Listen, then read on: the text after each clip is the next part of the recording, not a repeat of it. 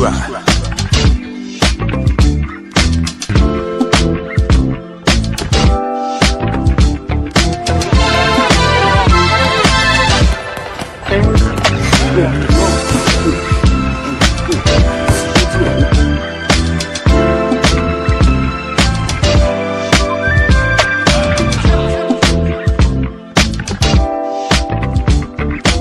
Subscribe to my guy, Uncle D.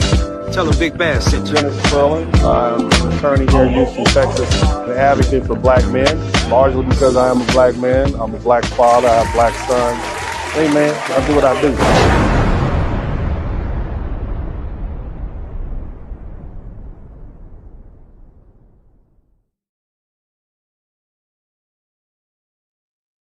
What's up, everybody? Welcome to the broadcast. This is Dennis Sperling. I want you guys to make sure you hit the like button as you come in. Make sure you subscribe to the channel. If you have not already, I would like to formally welcome you all to the broadcast. All my old school heads, all my new school heads. Big shout out to everybody who is in here with me. I want to continue the conversation discussing birthright citizenship. And after a thorough review of the Supreme Court brief, the Barber case, or Trump v. Barber v. Trump, I want to kind of continue because there are a lot of angry Americans right now. Angry. I'm not even talking about the type of angry you have after you decided to skip breakfast and then you look up and it is now 3:58 p.m. and you haven't eaten lunch, and all that's left is that cold cup of coffee and some grapes, and not even the good grapes. You know, the little end butt grape that you pick around, those are the only grapes left. You have nothing to eat. Okay? I'm talking about even more angry than that. All right? Somebody type past hangry in the chat room. This is where we are. Americans are angry. Okay? They're angry enough to eat the cats and dogs. Somebody say they're eating the cats and dogs. Okay? That's how angry Americans are. Angry enough to eat the cats and dogs. Ladies and gentlemen, let me tell you, okay, because you need to hear it. All right? Now, the media is portraying the Supreme Court's decision to allow Trump's administration to end temporary protective status for hundreds of thousands of Haitians and thousands of Syrians as some kind of humanitarian crisis. And the discussion immediately turned to how these communities are going to suffer if the migrants have to leave the United States. But as I listened to the interview, I noticed something, and something you all would probably notice. They kept talking about nursing homes. Somebody type old folks in the chat room. Somebody type bedpans in the chat room. Okay? Somebody type old folks and bedpan in the chat room. All right? That's what they were talking about in regards to the Haitians.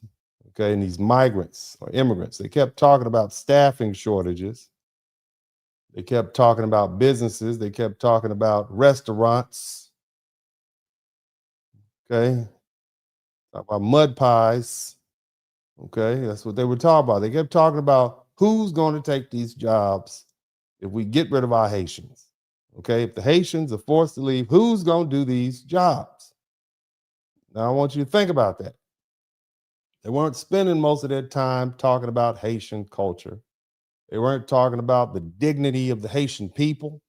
They weren't talking about the dreams and aspirations of these folk. The overwhelming focus was on the economic impact of losing their cheap source of labor. In other words, and this is my takeaway from listening to the conversations, mostly of the blue-minded, I would say liberal-minded media. I'm not picking sides. I'm just saying, okay? But it sounds to me, it sounds less like they're grieving the loss of people who they've come to love and respect, and more like they're grieving the loss of their labor force. They openly discussed the fact that nursing homes rely on Haitian workers. They talked about employers who can't fill positions, chopping up chickens and sweeping up floors without them. Okay.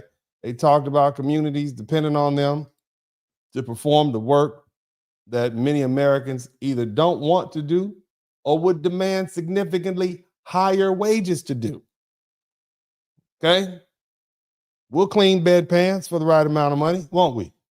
Right? Just like cleaning a diaper, right? Get a baby diaper, same thing. Old people diapers. You'll do it. I gave you $50 an hour, you clean that bedpan, and it'd be lickety split clean.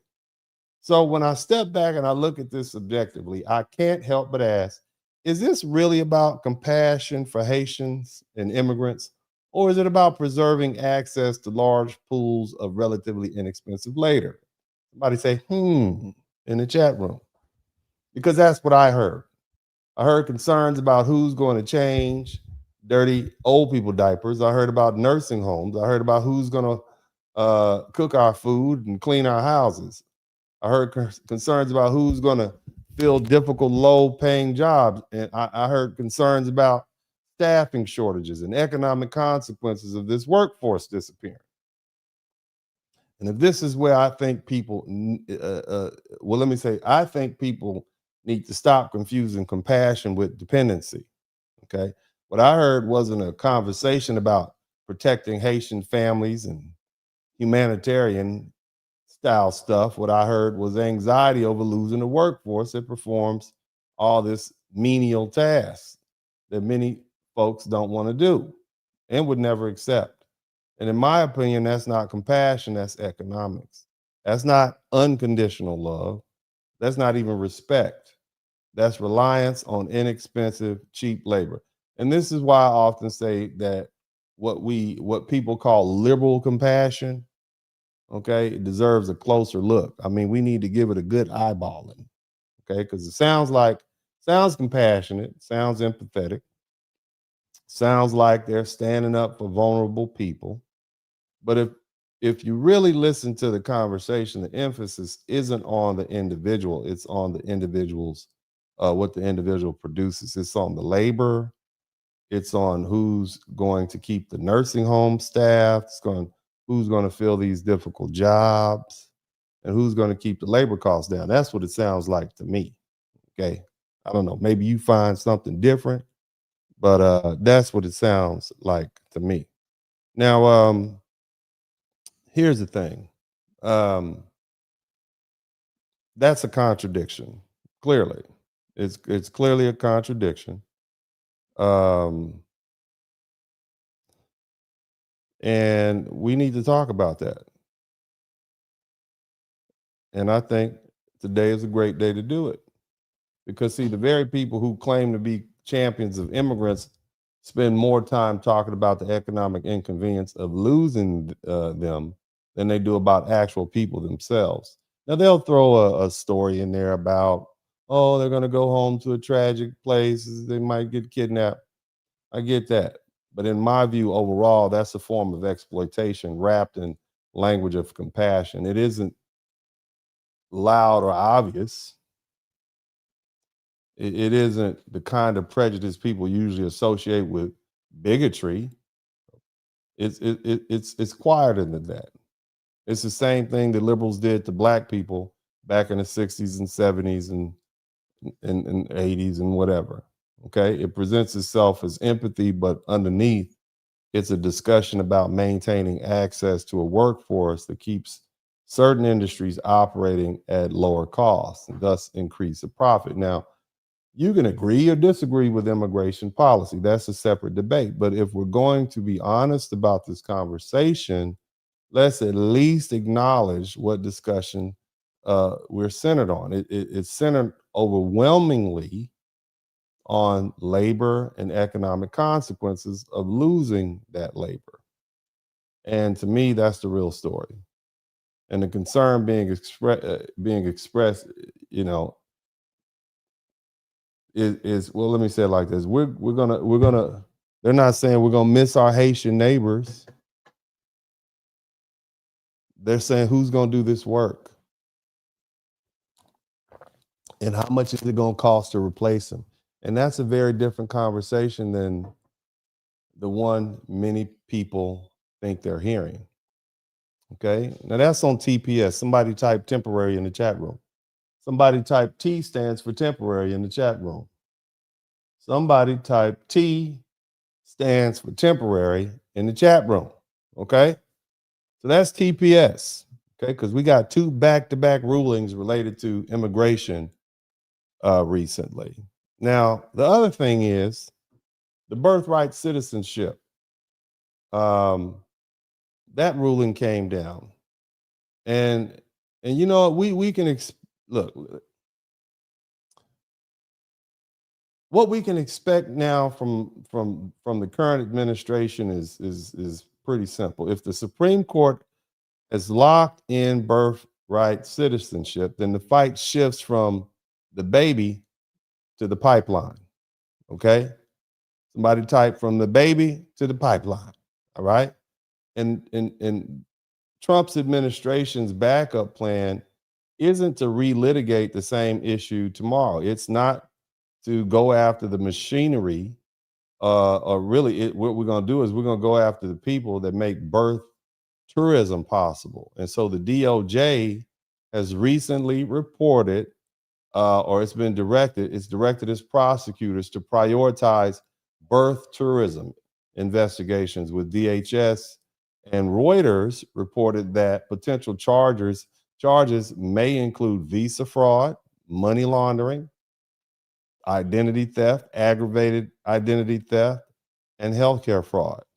And that matters because the government may not be able to deny citizenship to the child after birth, but it can still put your mama in jail. Somebody fight mama's going to jail in the chat room.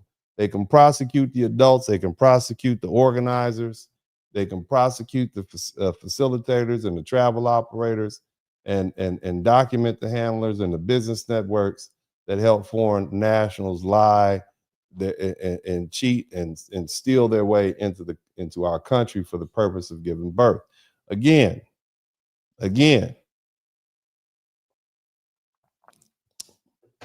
they might not be able to stop you from pushing that baby out, but they certainly can put you in that federal penitentiary when you have it.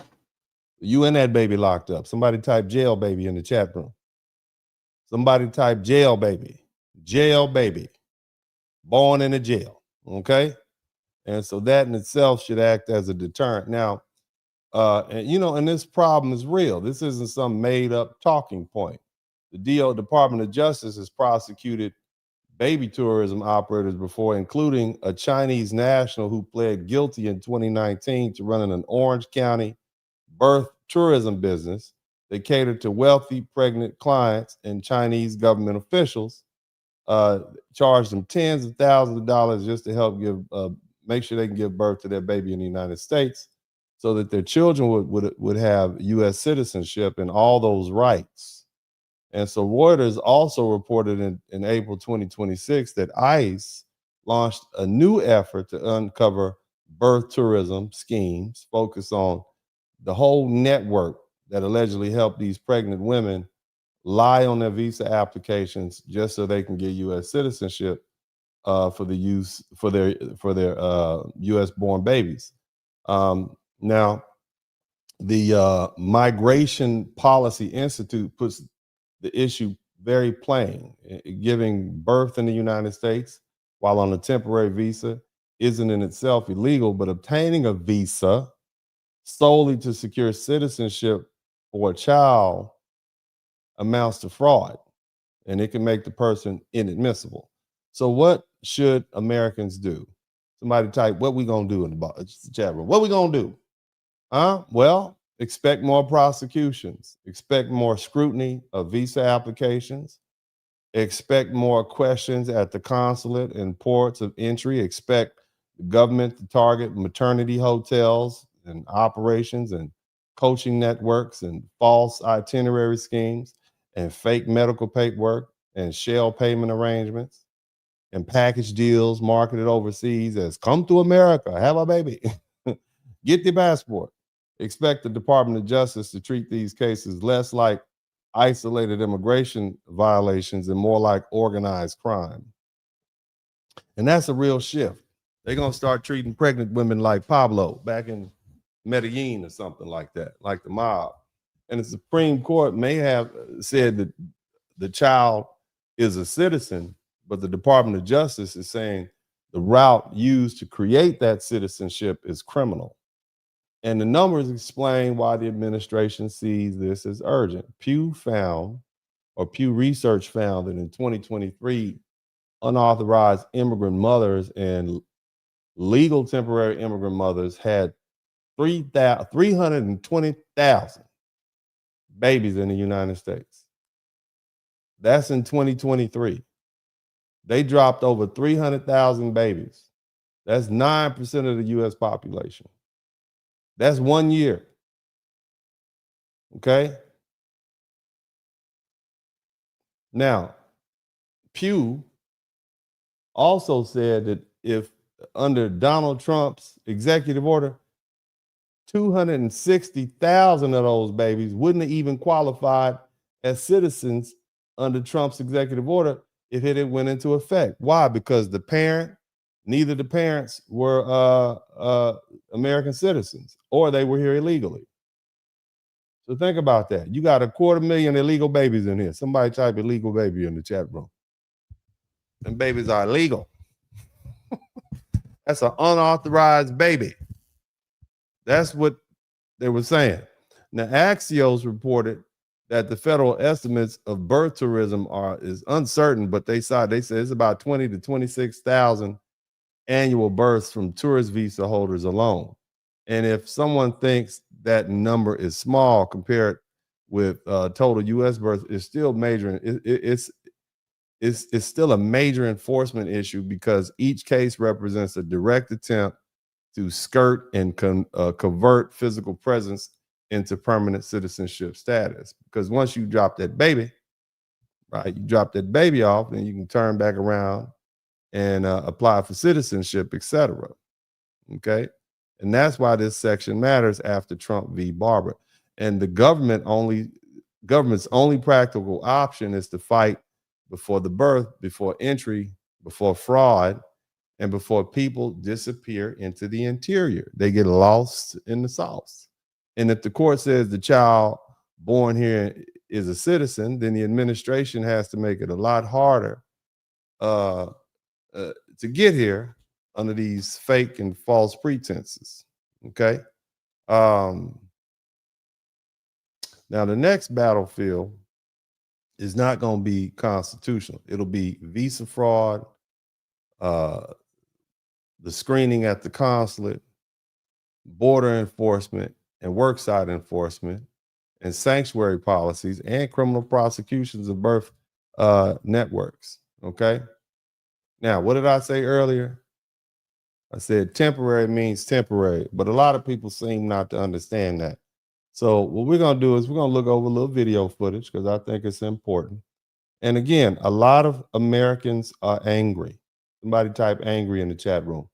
Very, very angry. And it's shocking that you have so much anger coming from places that you would least think that would come from, i.e. Black people. I want you all to sit back and I'll do my commentary. And again, if you learn something, I should earn something. But in the meantime, let's just kick back and enjoy these videos, and we're going to make it do what it do. All right? Let's check this out. Go sit down. We don't need to talk to you. We don't need your help. We don't need your services. 1865, now and forever. Because we're going to cut this out. 14th Amendment ruling come. It ain't for everybody. You ain't come serious. Go home. Go home. Wherever that is, when it ain't here. Are we talking about... everybody go home. Yes, we're talking everybody go home. Say it again. Everybody. You know, because you ain't from here. You ain't, and you can't do what I got, paperwork. She told the reporter to go home. Somebody type go home. Everybody in the chat room type go home 3 times. Go home. And then she said, everybody go home. Everybody go home. Damn. That's anger. Somebody type angry in the chat room. Go ahead. Don't stay here. Go back where you came from. That includes you too. All right. You want to help me? Go home. Wherever that home is, go. All right. Now, I want to point out that this is clearly a black woman, and 92% of black women voted for Kamala Harris or voted against Donald Trump. So when people say that this is purely a Trump thing, it's not. And let me tell you, I've spoken to enough black people to let you know that most of these immigration policies that are pushed by this current administration are quietly supported by foundational black Americans. Type FBA in the chat room. They are quietly supported. You might be part of the 92%. You might be part of the 79% of black men who voted for Kamala Harris, but a large percent of black people support these anti, as you would call it, xenophobic, whatever, immigration policies being pushed by Donald Trump. And so it's unfair to say that people who support this are Trumpyites or even MAGA. I'm not MAGA, not in the sense that, I'm not a diehard Trump fan. I just didn't like what was going on under Biden. Before that, I voted Democrat my whole life. So it's unfair to even call me a Republican. I'm still registered Democrat. I just didn't like the fact that little girls were getting raped by immigrants. I didn't like that. And any responsible man in America, the fact that if you have women in your life, whether they be your wife, your sister, your daughter, you got these people coming up from the southern border, just walking into the country, and your president is asleep at the helm. There's nothing being done about it. You can't even whatever your political stance may be, when little girls and women are being taken advantage of by men who are just walking up the border, there's clearly something wrong. And so we as men, so that we don't have to get our rifles together, all right, and take things into our own hand, we expect the government to do that so we can focus on raising our families. And anybody who had a problem with that, you're not even, you can't even consider yourself I'm gonna use the word patriotic because we're a couple of days away from the 250-year anniversary. You're not even a patriotic American. You don't care anything about America. You're just straight up voting party lines at that point. Now, again, I don't necessarily know who I'm going to vote for this next upcoming election. I know that I'm going to vote for some Democrats. I know that I'm going to vote for some Republicans. I'm going to vote my interest. I'm not here to tell you what to do, but only a fool, somebody type fool, only a fool will want 2-3 million illegal immigrants coming up through the southern border every year, flooding our country. And that's how most black Americans, we are very common sense oriented people.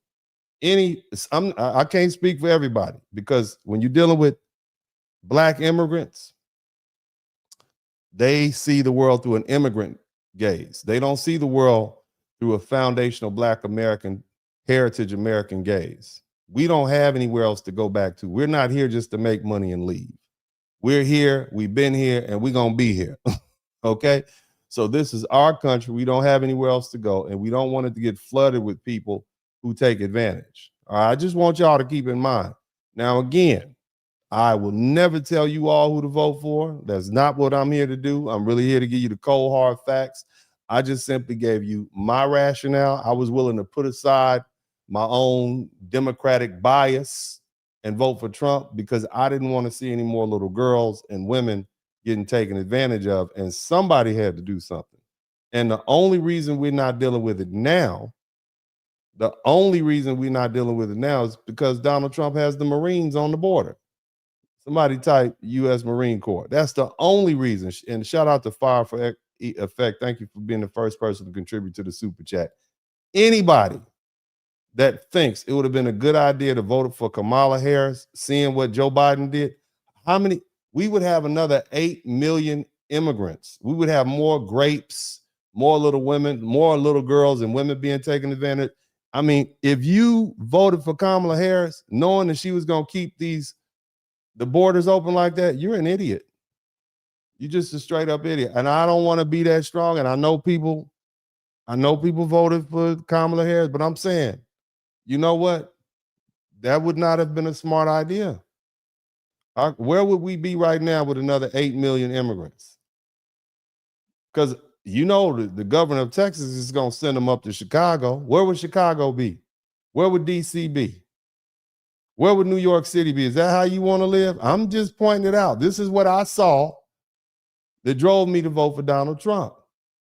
Now, again, most people said, nah, I gotta vote blue no matter who. And I respect that. But at this point, you have Black women like this woman right here who are angry because now anybody can show up at the border pregnant, have a baby, and that baby be a citizen. They didn't fight in any wars. They didn't spill any blood. They didn't farm any land. They just showed up. They're sitting right next to you in the hospital, sitting right next to your kids in school. They're reaping the benefit of your tax dollars and your ancestors, grandparents, and great-grandparents' tax dollars that built that community, that built that school. How does that make you feel? Because the Supreme Court has put it in stone. Again, you can vote how you want to vote. I'm not telling you how to vote. I vote my interests. I don't want anybody on the internet to ever say I said vote one way or the other. I vote my interests. So along with taxes is an immigration problem. You understand what I'm saying? And like I said, I love America. Number one, because this is my country. This is where my family roots are. This is where my people died. All my relatives, my uncles, Marine Corps veterans, granddaddy, Korea era war veteran. Both of my brothers, Marine Corps veterans. So we got blood in this soil. And I want America to continue to be the best it can be. Again, so shout out to all the 92%. Shout out with the 92% and everybody that voted for Kamala Harris. Type 92. Shout out to you.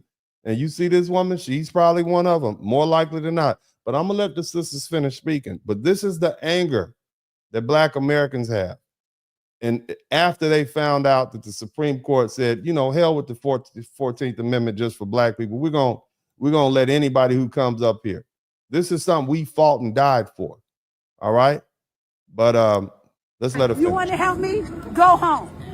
Wherever that home is, go. Right. Ain't no white supremacy, American supremacy. American supremacy. And if you don't know what an American is, now I don't know what to say. Because I know this one. Looking like that ain't no American. The original picture look like me. Sick of y'all too cold out here. Go to hell home. Go to hell. There is something I do want to address. Somebody type American supremacy in the chat room. There's a new one. Somebody type American supremacy in the chat room. American supremacy. That's a good one. I might use that. I'm gonna put it in the rap song. Somebody type American supremacy in the chat room. Look, immigrants are not gonna like that. But at the end of the day, we don't come to you all's country trying to tell you, we don't do that. Okay? And at some point, Black Americans and white Americans need to realize something. And I'm going to tell you like this, and I've said it before, we were better off as a country when it was just Black Americans and white Americans. I know, controversial, he's xenophobic. No, I'm not. Because we had cohesion, we spoke the same language, we worshiped the same God, although in different houses of worship. Yeah, we had a whole lot of racism, but some kind of way, we found a way to work stuff out. Shout out to Timothy Bright. I'm just saying, you can be angry with me. This is my opinion.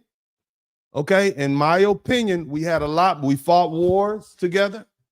We played sports together. We lived together. Yeah, we were segregated, but you know what? We didn't have what we have now. People understood what other people were. You understood your boundaries. I'm just saying, when we had 91% white, 9% Black, because see, here's the thing. We always talk about the 13% or 14% Black population. 25% of those people are recent immigrants and first and second generation immigrants. So even the 25% of the Black population are African and Caribbean. They just showed up. So the truth is the foundational Black American population, that's the people who can trace their heritage back to slavery. who were here before 1865. That's still 9%. I want you to keep that in mind. That's still 9%, more or less. And we were better off because the country cannot exist if you have all these. Look, man, look, I'm all for the culturalism. Cool. I like, that's great. But enough, sometimes too much is just too much. Okay? Too much is just too much. And I don't want to sound xenophobic, but I never thought as a person who watched 9/11 happen, I never thought that they'd be having these prayer bells going off in New York. I'm not saying anything. Okay? Worship who you worship, whatever you do. But this is America. Okay? Freedom of religion, get that. But at some point, if you have people who are not assimilating, then the culture is going to change. And I'll go back to what I said. I feel like America's better when it was just black and white, because at least we were all Americans. We might not have liked each other most of the time. We fought, but we fought within a certain parameters. We fought in the legal system. It was a couple of riots, but we managed to get along. We were here together for almost 500 years before all these immigrants showed up with their different cultural beliefs. And if you start looking at it, you got immigrants coming over here. They're anti-black. A lot of these immigrants are anti-white. Look at all the great leaders in Black America since 1865. Look at some of the look at the ones who have the most firebrand style. A lot of them are immigrants, and a lot of them were influenced by immigrants. Black Americans have always been patriotic. We've always been service-oriented. It has never been a situation where Black Americans weren't patriotic. Yeah, we get it, racism. But what most Black folk who are raised in this country realize is that Black America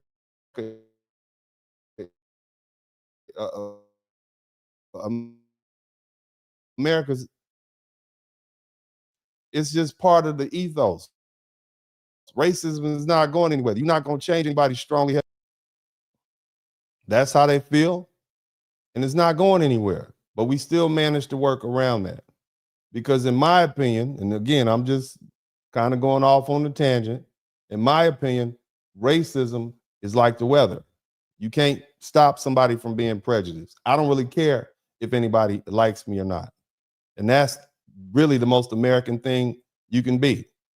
Somebody who doesn't care. As long as your rights don't interfere with mine, you live where you want to live. We live our own lives separate. We come together when we need to get something done, and that's it. Now, I know that's a hard pill to swallow. I get that. But, you know, now look at what we're dealing with. We got housing problems. We got Americans out of work. We got people who come to this country just to work. They send all their money back home, so they don't even circulate the money in the Black community or the American economy. It gets sent places like Nigeria and Jamaica and Mexico and wherever. So how is that helping us? If money is leaving constantly leaving the economy, it's so hard for an American to buy housing. I mean, the highways are crowded over. It's food and gas. So, you know, feel how you want to feel. I said it, but either way, shout out to Hannibal. Let's look at the next video. You guys make sure if you hear it clearly, you hit the #1 button. Now, I found this interesting. Check it out. She's in an advanced state of pregnancy. It's quite common for pregnant ladies to travel overseas so that they can have the baby in whichever country to automatically get that passport. What's your final destination today? No, today. Today? Today in London. Okay. But I'm going to the US tomorrow. You're going to the US tomorrow, okay. When you went for your American visa, did you tell them? Now, here's the backstory. This lady is 37 weeks pregnant. Somebody type 37. She is popping. She has got that big belly in front of her, and she's trying to sneak on the plane. She's over here in Nigeria. Her plan was to fly to the UK, and then from the UK, head off to the United States of America. Now, the game plan was to get on the plane. Instead of taking that direct flight, she's going to go to the UK. They don't have birthright citizenship in the UK. So she didn't want to have a baby there. But if she goes to the UK, it's an easier flight to go straight to the United States. But this lady right here, who's a gate agent, caught her. Somebody typed caught slipping in the chat room. Caught her slipping and said, "Nah, LaBoo, you gonna have that baby right here," because this is what they do. All right. So I'm gonna let it play out a little bit, but this is really what's happened. This is why we think all the immigrants come up from the southern border. No, they fly over here. In fact, it's my information that you have more immigrants who fly here and overstay their visa than actually walk up through the border. And that's crazy to me. They coming through LaGuardia? Somebody type JFK in the chat room. They coming through LaGuardia, Miami, and that. We can't stop them. What's wrong with y'all? Where are the TSA? Because they always ask me to take my stuff out the bag and put it on and check it and double check it. I mean, come on now. You can't see your baby? Put her back on a plane. Put her back on that Spirit Airlines and send her on back across that water. I'm just saying. But anyway, let's keep listening. Tell the visa officer that you were pregnant? You didn't? No. Okay. I got the traveling braids and everything. Is there any reason why you didn't tell the visa officer that you were pregnant? It didn't come up. It didn't come up. Okay, what I'm going to do is... The woman is only 7 weeks away from giving birth, yet has decided to visit her sister in America, claiming she will return 3 weeks before her due It says date. that you're free to travel. Babies born in the UK don't automatically qualify for a British passport, but babies born in the US do automatically qualify for an American passport. So it's quite common for pregnant ladies to travel overseas so that they can have the baby in whichever country to automatically get that passport. It's quite common for them to a lady to travel overseas to get their passport. That don't need to be quite common. You know it. That's not something that needs to be common. You see a big swole up in the front woman like that, you need to turn her around. Ma'am, can you step out the line, please? Come on, step out the line. Oh no, bring your bags with you. Bring your bags. Come on, step out the line. Hell no. This is what we dealing with. And see, the thing is, with this Supreme Court ruling, this woman can come over to JFK, drop that baby off at Brooklyn General Hospital, okay? At Brooklyn General, and that baby have all the rights of every other American. I was born in New York, so I mean, just saying, think about that. Why is that? I mean, does that even make sense that all you need to do is come have a baby? And she said she was going to stay for 3 weeks. Those are not 3-week traveling braids, baby. Those are braids. I'm going to be here for about a month. No, those are not traveling braids. Okay. We know what traveling braids look like. Those are not they. I'm going to be here for a minute. I'm not going to have my regular braider. Maybe I can find one in Brooklyn somewhere. Okay. I heard they got some good African braiding shops and they got plenty of space available right now because they've been kind of slow on business. Nevertheless, those are not the type of traveling braids that you take out. It's a long time. But anyway, I'm gonna go ahead and let this white lady finish grilling her. Somebody type Karen at work in the chat room. Karen in the wild. Go ahead, Karen. Sarah is suspicious of the woman's motive for travelling to the US via the UK, but she could also be in breach of airline regulations for travelling whilst pregnant. When is she due? 5th of June. When is her return? 16th of May. So she's got 3 weeks between her return date and her due date, which makes her 37 weeks pregnant, which is over every airline's limit. The woman is in breach of the airline's policy, but as she has a valid US visa, Sarah must now come. I mean, she is swole up pregnant. Look at that baby. That baby is hanging down over her lap. How many? She got like 3 babies in there. 3 babies and a sack of cocaine. Look at that baby. Look at that belly sticking out. Ooh, wait, girl, you about to pop. Girl, you need to stay home. You need to be somewhere at home with your feet up. You about to come to America and have a baby. At least you could have came in like 5 months. You could have held your stomach in. Nobody would have noticed. Girl, you tripping. No, you need to stay there in Lagos and have that baby. Let's keep listening. contact the US Embassy. Hi, it's Sarah. I'm at the airport at the moment. I just wondered if you could give a call to the American Embassy so that they can check an American visa for me. She's at the airport today and she's in an advanced state of pregnancy. So if you can just give them a call and find out if they're happy with that. And if so, then we can let her travel. No, we're not happy with that. We're not happy with that. No, we're not. As average Americans, we're not happy with that at all. Keep her over there. Because as soon as she come over here, the first thing she gonna do is tell us to work harder. Somebody type work harder. She gonna be over here telling us how easy life is, and all we had to do was work harder. And she came here as a penniless immigrant, and her child was born. They gonna grow up and tell us we need to work harder, and I don't think that's fair. And I don't think most Americans think that's fair. But let's keep it. We lazy. That's what she gonna say. Minutes before the flight leaves.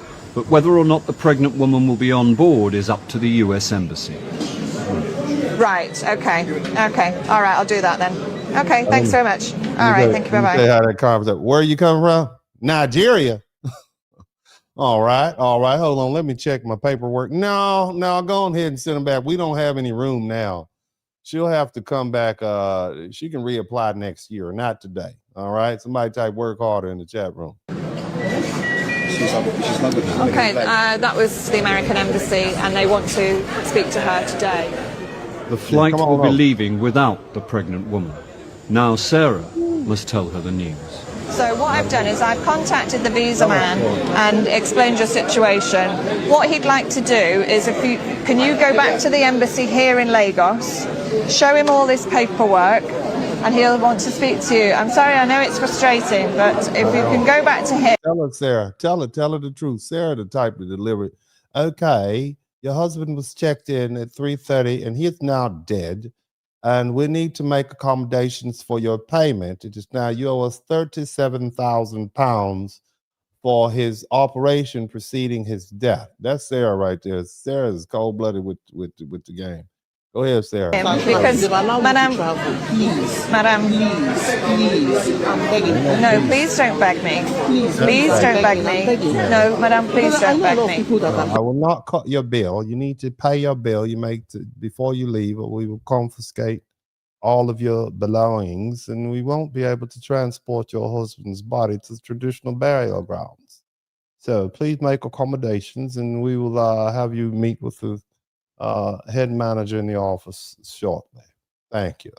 That's Sarah right there. Sarah Cole. The pregnant woman did not make it to the USA. I cannot go back. I am supposed to make this flight. You ain't gonna get on that flight.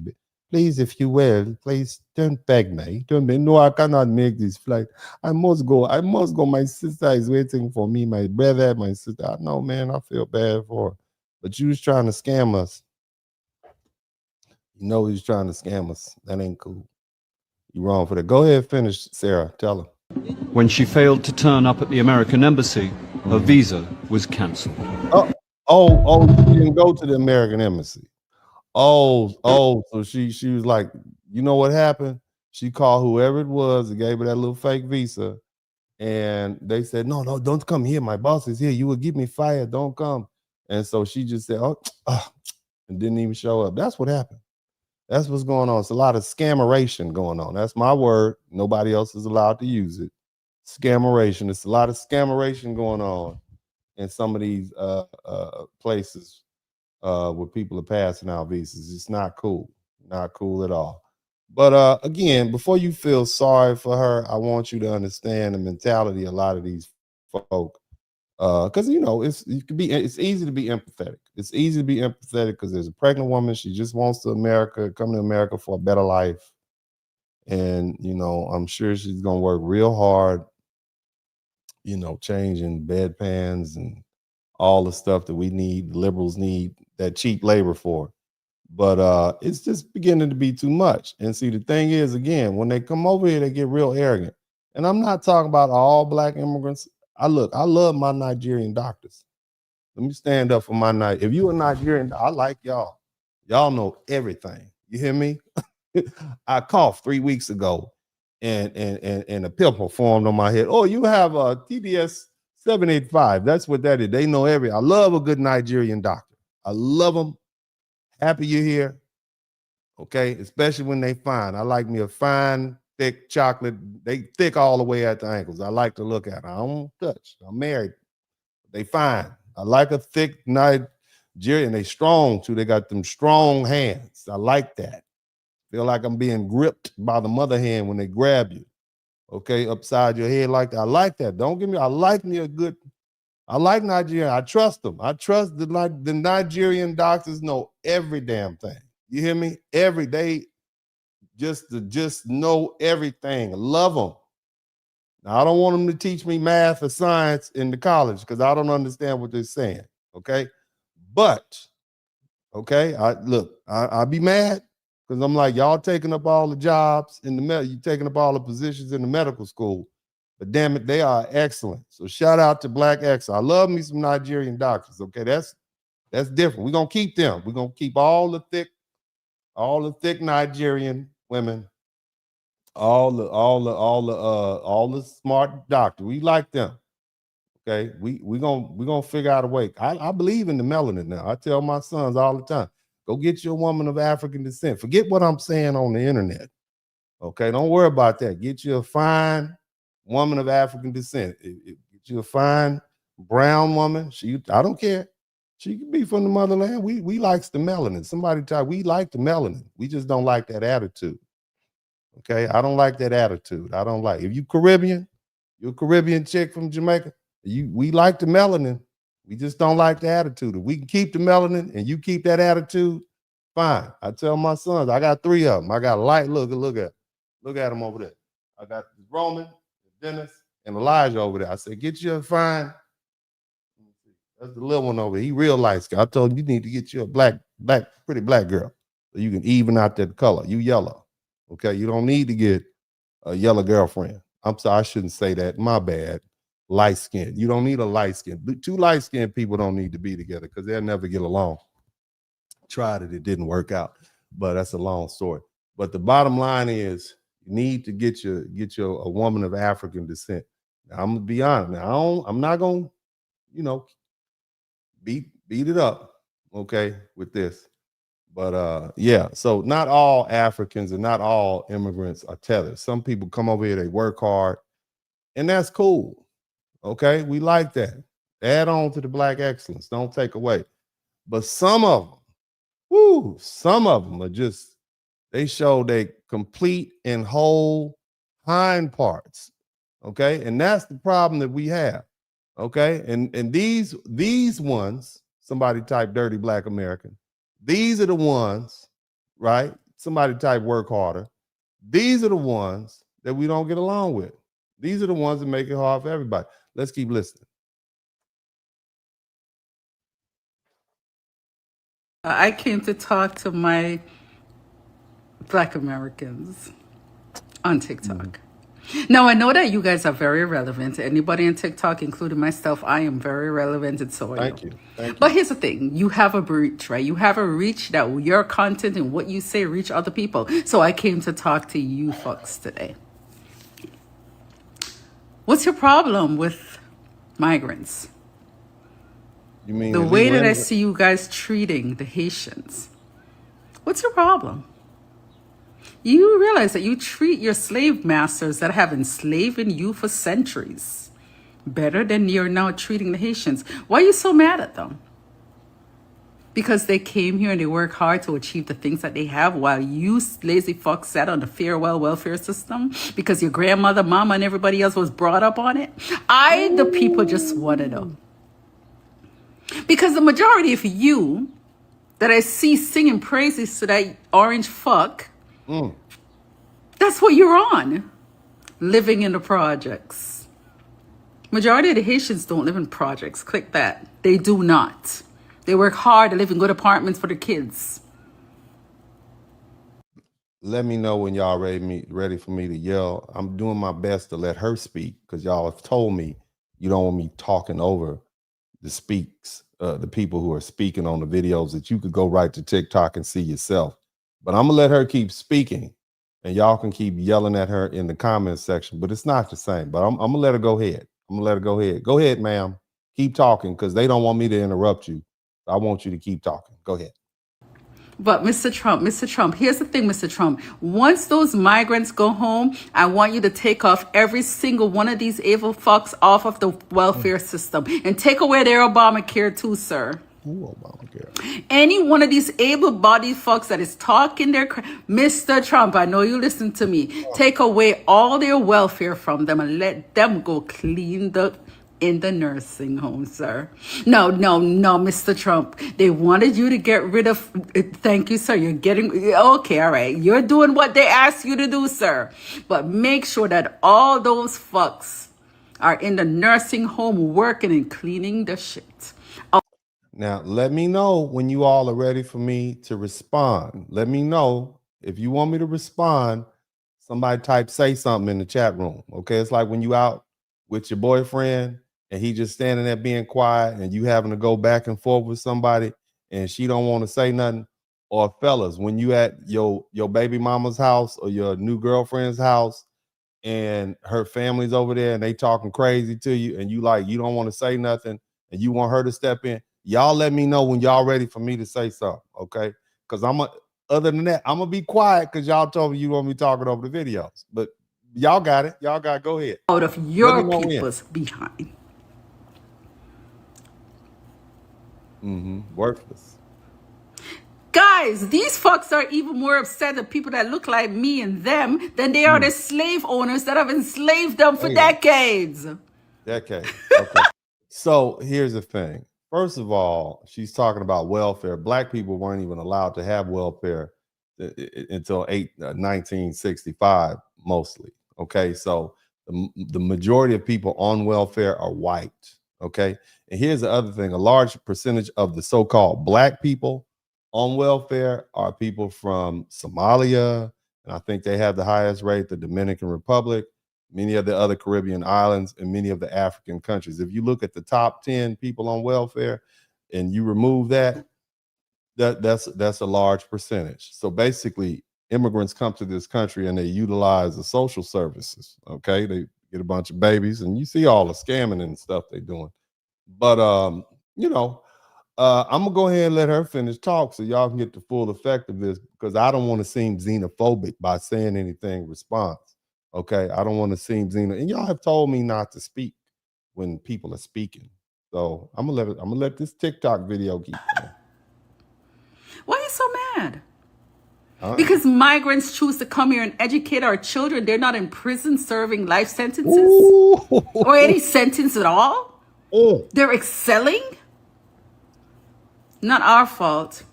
I'd like you to look deeply into your own self and your own situation. Migrants come here with a mentality for a better life. You guys have the life right here, and you guys didn't even want it. We didn't want it. You threw it down the drain. We threw it down. And now you think that Mr. Trump deporting black and brown people is it's not gonna make your life better, but it will, Mr. That's the immigrant gays right there. Black and that's the immigrant gays. Trump, here's the thing. I said no welfare for no able-bodied people in America. Take it away. We don't care about their kids, because here's the thing. I didn't breed them to give them their kids, Mr. Trump. Take it away from all those fucks. She on y'all. And let's see how it works out for them, Mr. Trump. Mr. Trump, here's the thing. You know what? They're really teaching me that I need to focus on what you're doing or realize that what you're doing is really not a bad thing, sir. It's not a bad thing. It's really not a bad thing. So, this is what y'all wanted. Y'all told me to be quiet. I ain't saying nothing. I'm not going to interrupt the video because you all told me, don't talk over the video. Don't talk over the video. Now, if I was to talk over the video, I would say, well, ma'am, first of all, your face is melting. And so you probably need to not, talk bad about anybody in the first place. And it's not Mr. Trump, it's President Trump. That's what you should do. And another thing, you wouldn't even be in this country because you are black. And because you are black, they wouldn't have let you over here because they were real prejudiced. Okay. And the other thing is, most of your people left their country for a better place. So, you need to understand that it's a privilege and an honor for you to be here. And the only reason you are able to educate your children is because our tax dollars, and this is all Americans, have paid for that education. It is not free, ma'am. But I'm going to go ahead and let you keep going with your Bill Cosby, Jello pudding face looking self. Go ahead. Mr. Trump, can you agree with me that once you're finished deporting, all these great people These great people. that have worked, that have We deporting all these engineers and and PhDs. Somebody type engineers and PhDs. We deporting all these great people. supported our economy, that those evil fucks wants you to get out, Mr. Trump? Can you just let me know when you take them off the welfare system and when we're going to give them those jobs, sir? Mr. Trump, you told us the other day that you were going to get jobs in the factories. Mr. Trump, that's a great job. Take them out of cotton fields and put them right in the factories. But we still picking cotton in this woman's mouth. Where did her history class end? Her history class must have ended like 1852. Ma'am, we are not in the cotton fields. We are 200 years away from that almost. Why are we, is that it? Because, they be chopping sugar cane right now in Jamaica. Okay, the Chinese is tearing y'all up. Y'all down there burning down hotels and so on and so forth because the Chinese won't even let y'all go to the beach. I'm just saying. Ma'am, I'm just saying, but I'm gonna let her finish because this is what y'all wanted. Y'all don't want me to interrupt. I'm gonna let her talk. That's what you want, right? Y'all want the TikTok video. You didn't come here to listen to me. You came here for me to play TikTok videos for y'all to listen to. So that's what I'm gonna do. Go ahead, baby. Go ahead. Let them have it. Let them have it. Mr. Trump, I'm not against that either. Trump. I'm not against that, sir. But as long as you can promise me that you're going to take these fucks off of welfare, food stamps, Section 8, and Obama, whatever care it's called now. Obamacare, whatever. Then, Mr. Trump, here's the thing. They will learn to appreciate life. Immigrants. And appreciate sacrifices that families made to move to this America. So, Mr. Trump, once you succeed in getting what you want to get done, let's put the African Americans to work, sir. Sir, let's put them to work, sir. She want to put the African Americans to work. You hear me? Why they got all this smoke for black folk? I just want y'all to understand something. Like, let's go back to what I was saying. Again, I didn't agree with voting for Kamala Harris. But 92% of black women voted for Kamala Harris and against Donald Trump. 79% of black men voted against Donald Trump for Kamala Harris, which means that had everybody followed black people's lead, we would have, number one, more people like this with this attitude, but you wouldn't even have these policies in place that are sending people home. And now you mad at black people? What are you mad at black people for? What did black people do? What did African Americans do to make all these? You mad because we're commenting, we told you so, we told you so. But you said, oh no, you just don't understand America, just work hard. I'm just saying, why is it that everybody has redirected all their animosity towards foundational black Americans, or as we used to refer to ourselves, black Americans or African Americans, people who can trace their lineage back to slavery? Why is that? What is the rationale behind that? You got Megyn Kelly, who literally said that she hates your country. It's a horrible country. Donald Trump said it's a shithole country. And you got all this spikes for us.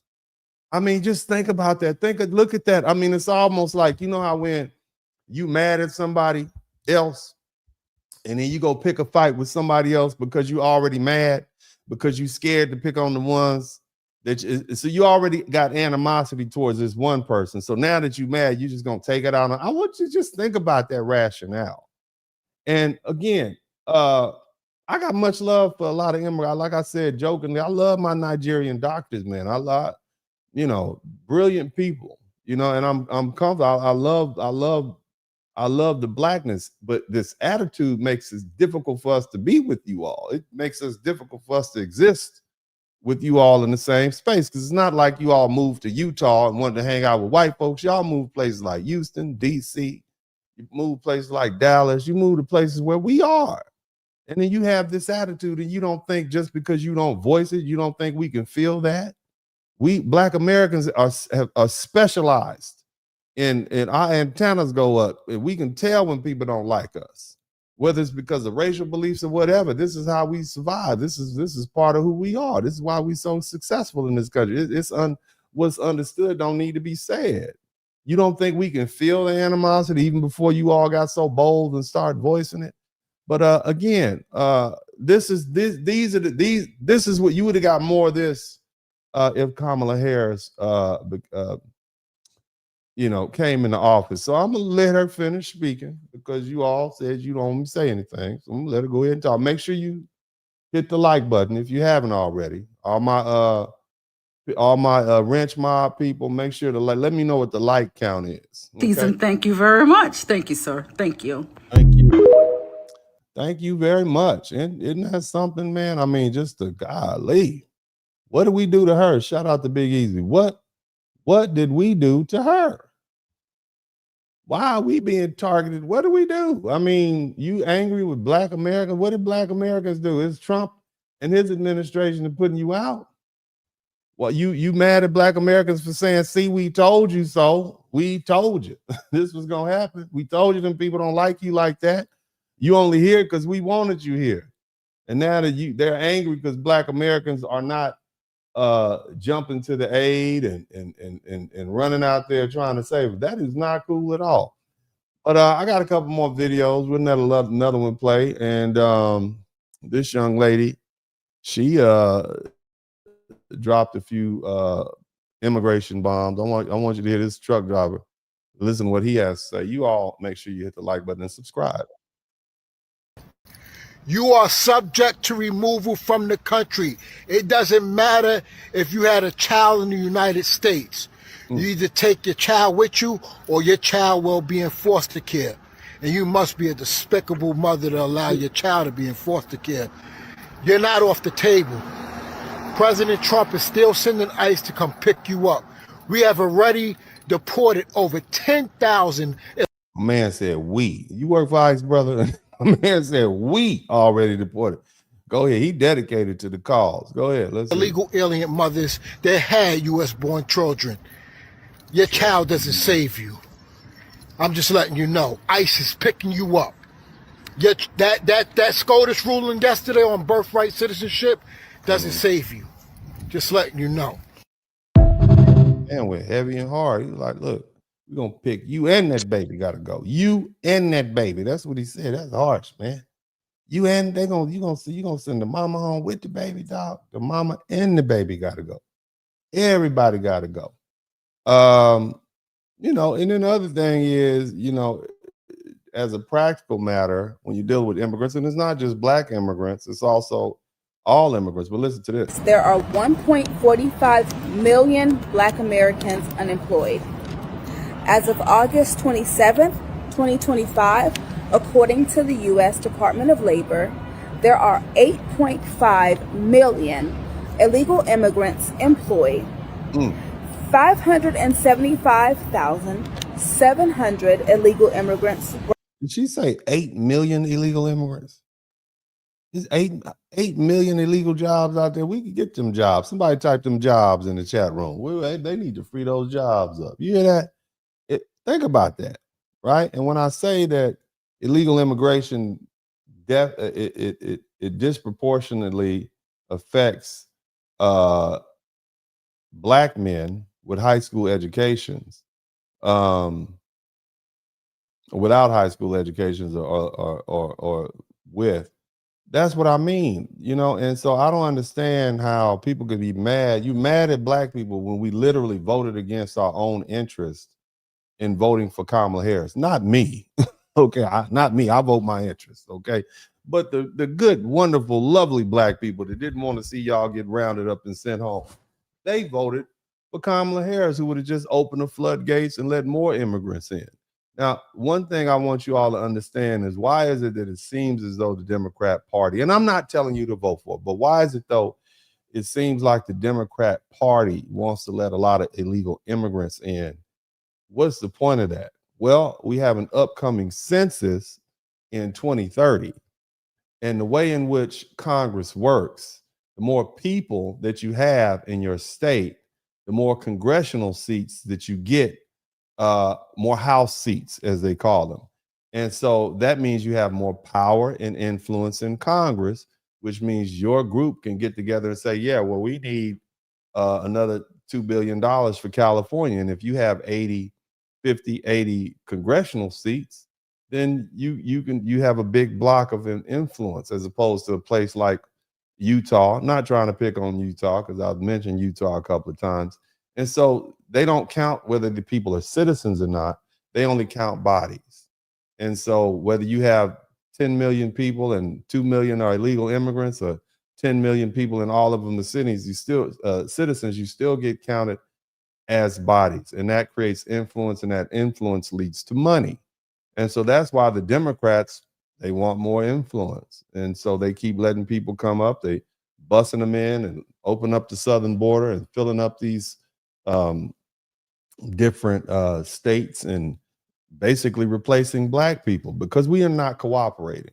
And so that's the politics behind what's going on. That's the incentive for them to just open up the floodgates and let all these illegal immigrants. They feel that, hey, if we can get them in here, we can count them, and on top of that, we can buy them and pay them off with social programs, et cetera, et cetera, et cetera. But that's it. And there's some more to it, but I'm gonna let this lady finish speaking. Work in construction, 364,200 work as maids and cleaners, 335,200 work as cooks, and the rest are in retail, administrative, customer service, and waste management. We are slowly being pushed out of the workforce and replaced by immigrants. They are being granted opportunities that our ancestors had to march for. And during the pandemic, 1.53 billion stimulus checks were given to illegal immigrants. $2.65 billion went to housing through March 31st, 2026. Along with housing, they got, in New York alone, illegal immigrants got $10,000 in food stamps and cash, free housing, of course, as I just mentioned, free education. They got granted jobs where they didn't have to have any education. A lot of them are working in hospitals as administrative or receptionists, and they don't have to have any education. Meanwhile, Black American workers have to qualify with degrees and trades and years of experience. So let me know your thoughts. Let me know if you think what's going on in America right now with Black employees, Black workers, Black citizens. Let me know if you think that it's fair. Somebody type black jobs in the chat room. What are your thoughts? Well, my thoughts are that those are black jobs.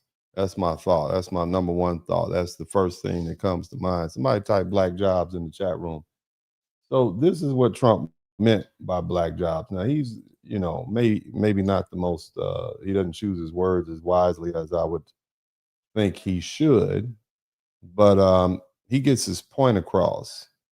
And when you really think about the fact that you have all of these people in the workforce who are benefiting from the labor and hard work of Black Americans and what we fought for, it kind of should make you rethink the fact that most Black people voted for Democrats. I mean, look, if you're part of the 92%, fine.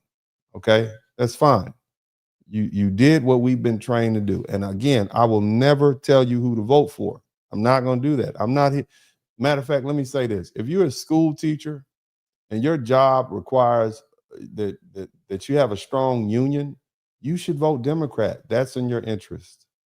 But on the flip side, if you are a small business owner and you want to lower your taxes and lower your overhead, perhaps you should vote Republican. Okay. If you have a farm near the border and you need immigrants to come up there, or not even near the border, if you need immigrants to pick your fruit and whatnot, you probably should vote Democrat. I'm not telling you what to do. I tell you to vote your interest. But for the 92% of people who didn't really vote their interest, who just voted blue no matter who, think about the fact that you have all these immigrants who come to this country and are benefiting from the hard work of our ancestors. Okay. And being very ungrateful and being very facetious and very mean and very disrespectful, even amongst our Black immigrant brethren.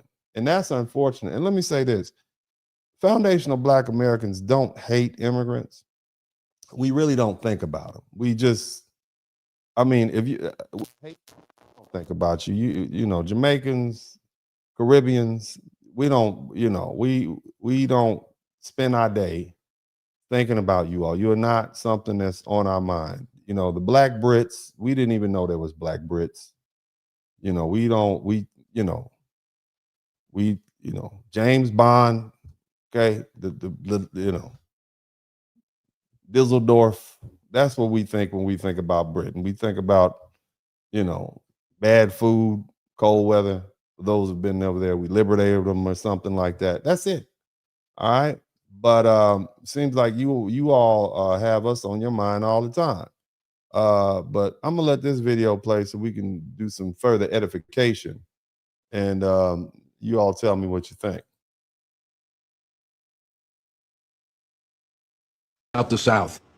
They draw up demands, they send petitions to Congress, they hold demonstrations.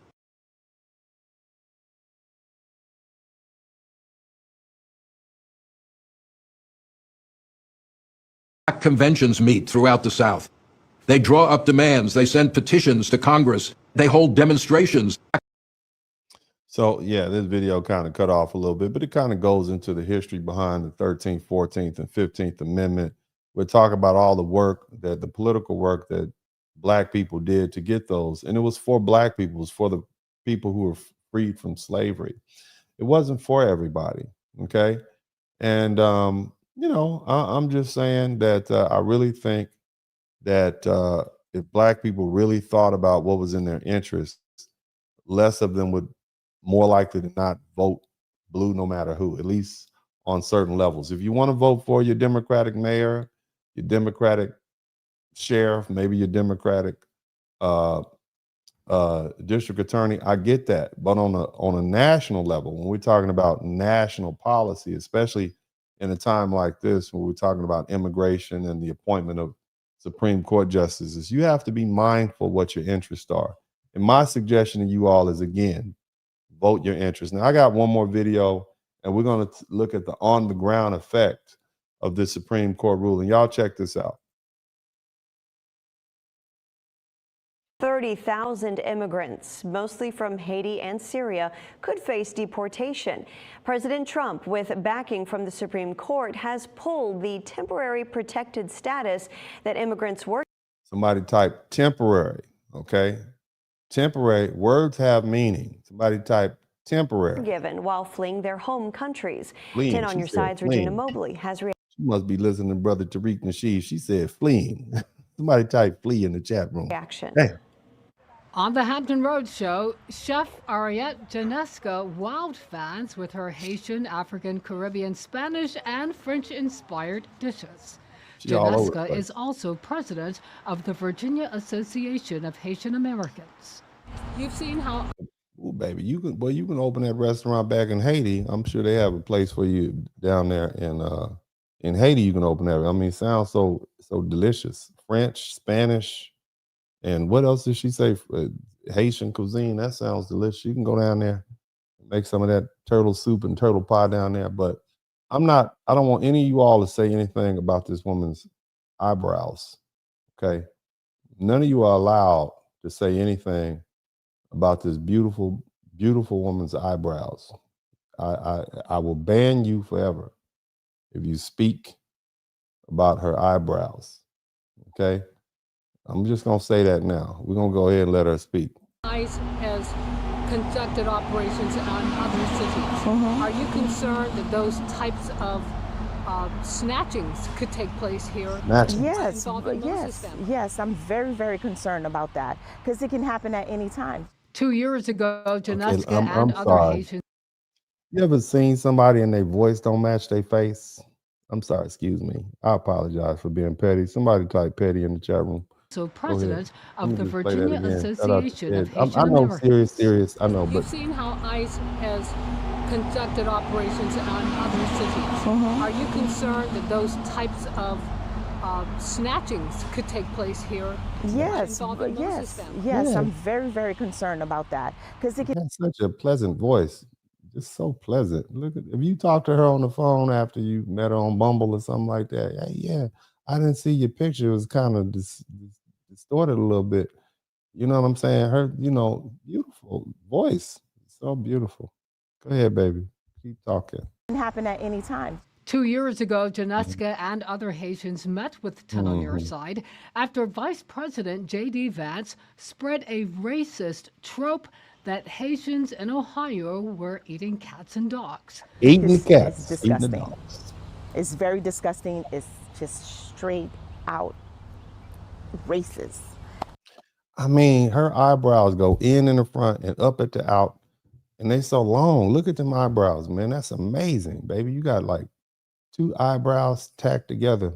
Go ahead, baby. Go ahead. It's very racist. Haiti remains on the State Department do not travel list. Ooh. Esther Pierre, a former Wavy TV newscaster, was born in I bet she can cook. I bet she could cook. I'd eat at the restaurant. Haiti and was relocated to Virginia when she was an infant. If you were to land in Haiti and people see you, would they try to rob you? Oh, yes. It is so dangerous that I wouldn't even try to go back to Haiti. Hold on a minute, but they keep saying Haiti's superior to America and all that type of stuff. I mean, I'm just saying, y'all got to make up y'all mind. Either y'all gonna be superior or y'all too afraid to go back to the country that y'all love. Why y'all still got them flags out? You love it so much. Go on back there and make Haiti great again. But again, I'm always gonna be empathetic to these beautiful people. Beautiful, beautiful people. We share the very same history in that they were captured and brought to Haiti, and many of our ancestors were captured and brought to the United States. And so I empathize with them. But all this shit talking, let me just remind y'all of who we dealing with, okay? Because see, it's easy to be lulled into. It's easy to be lulled into, oh, they are people and whatnot, but golly, they just. Good morning. How are you doing? Hey. How you doing? Black America, how are you? How are you? Now, here's the thing, Black Americans. Here's the thing. I'm going back to MAGA tomorrow, right? Tomorrow, I'm back at MAGA. But I got to give you one more day. Just one more day, because I went into my inbox. You don't need to. I went into my inbox, so let me make it clear, Black America. Can I just make it very clear for you? I don't really care. I am not a part of your race baiting. Like, I'm not going to do that. Like, I'm not doing that. The intention. You the one that told us we were all on welfare and we need to work harder. That was very white supremacy. My inbox, and here's what she said. She said that us Caribbean people don't realize what they went through. Okay. Now, I'm trying to understand you, my sister, because let me give you a little bit of history. Can I just give it to you? We don't need to understand your history because we're not in your country. That's why your history is irrelevant to us. If we decide to move to Haiti or one of your Caribbean countries, it would be intelligent of us to learn your history, but you're in our country, so your experiences don't matter to us. You're here. You need to try to figure out who you're dealing with here. That's basic respect. But I'm going to let you finish because I know they don't want me to interrupt you. But the arrogance, somebody type the arrogance in the chat room. Before there was a Dr. Martin Luther King Jr., there was a man called Marcus Messiah Garvey. Marcus Messiah Garvey was a scamming Jamaican who came to this country in 1916 and immediately began to undermine the American progression that we have. He scammed Black Americans out of $600,000, which would be the equivalent of $12 million. By 1919, he was indicted by the federal government for mail fraud because he was sending out brochures with pictures of boats. One he called the Phyllis Wheatley, which he didn't even own. It wasn't even called the Phyllis Wheatley. Okay, so Marcus Garvey ended up going to prison and then deported back to Jamaica. So again, would you like to try again? Would you like to try? He was the one that wanted us to leave America and all the infrastructure that we created in the 15 to 18 million square miles worth of land, which is equivalent to about 4 states, New York, New Jersey, Massachusetts, and Connecticut, and leave this and go back to Africa. Just leave it for the white folk. Just leave our houses and our businesses and the roads and the colleges that we built and just go back to Africa. He came up in after 3 years. He decided to interject himself into our business. Somebody type FBA business in the chat room. And so when you bring up Marcus Garvey, you bring up somebody who not only did he come up here with the scameration, somebody typed scameration, he also came up here with the division. Because remember, because our quote unquote elite, which he called the talented 10th, didn't want to go along with his scammy plan. They said, look, where's all the money, Marcus? You done took the black folk money. We could use that to build skill stuff we got going. He said, oh, no, y'all just a bunch of light-skinned sellouts. Y'all just want to be a bunch of white folk. So guess what they did? They called the equivalent of the ICE. They said, look, J. Edgar Hoover, we got this blackjack making we want you to pick up and send home. And that's what they did. And then he got mad at that, said it was a bunch of light-skinned haters. No, you were a scammer. Okay, Mr. Marcus Garvey, you was a scammer. So I'm gonna let this lady go ahead and finish because I know y'all told me y'all don't want me to interrupt. So I'm not gonna interrupt anymore. But it was a 6-year time period between when Marcus Garvey showed up on that boat from Jamaica and when he got put in jail. And it was 4 years after that he went home. He created all that chaos. That's a tether. He created all that chaos in less than 6 years. So that's what you get for letting folk in your business, FBA family. I'm just saying, but I'm gonna go ahead and let the lady finish. Praise Moses. Who left Jamaica and came to America to fight your civil rights movement.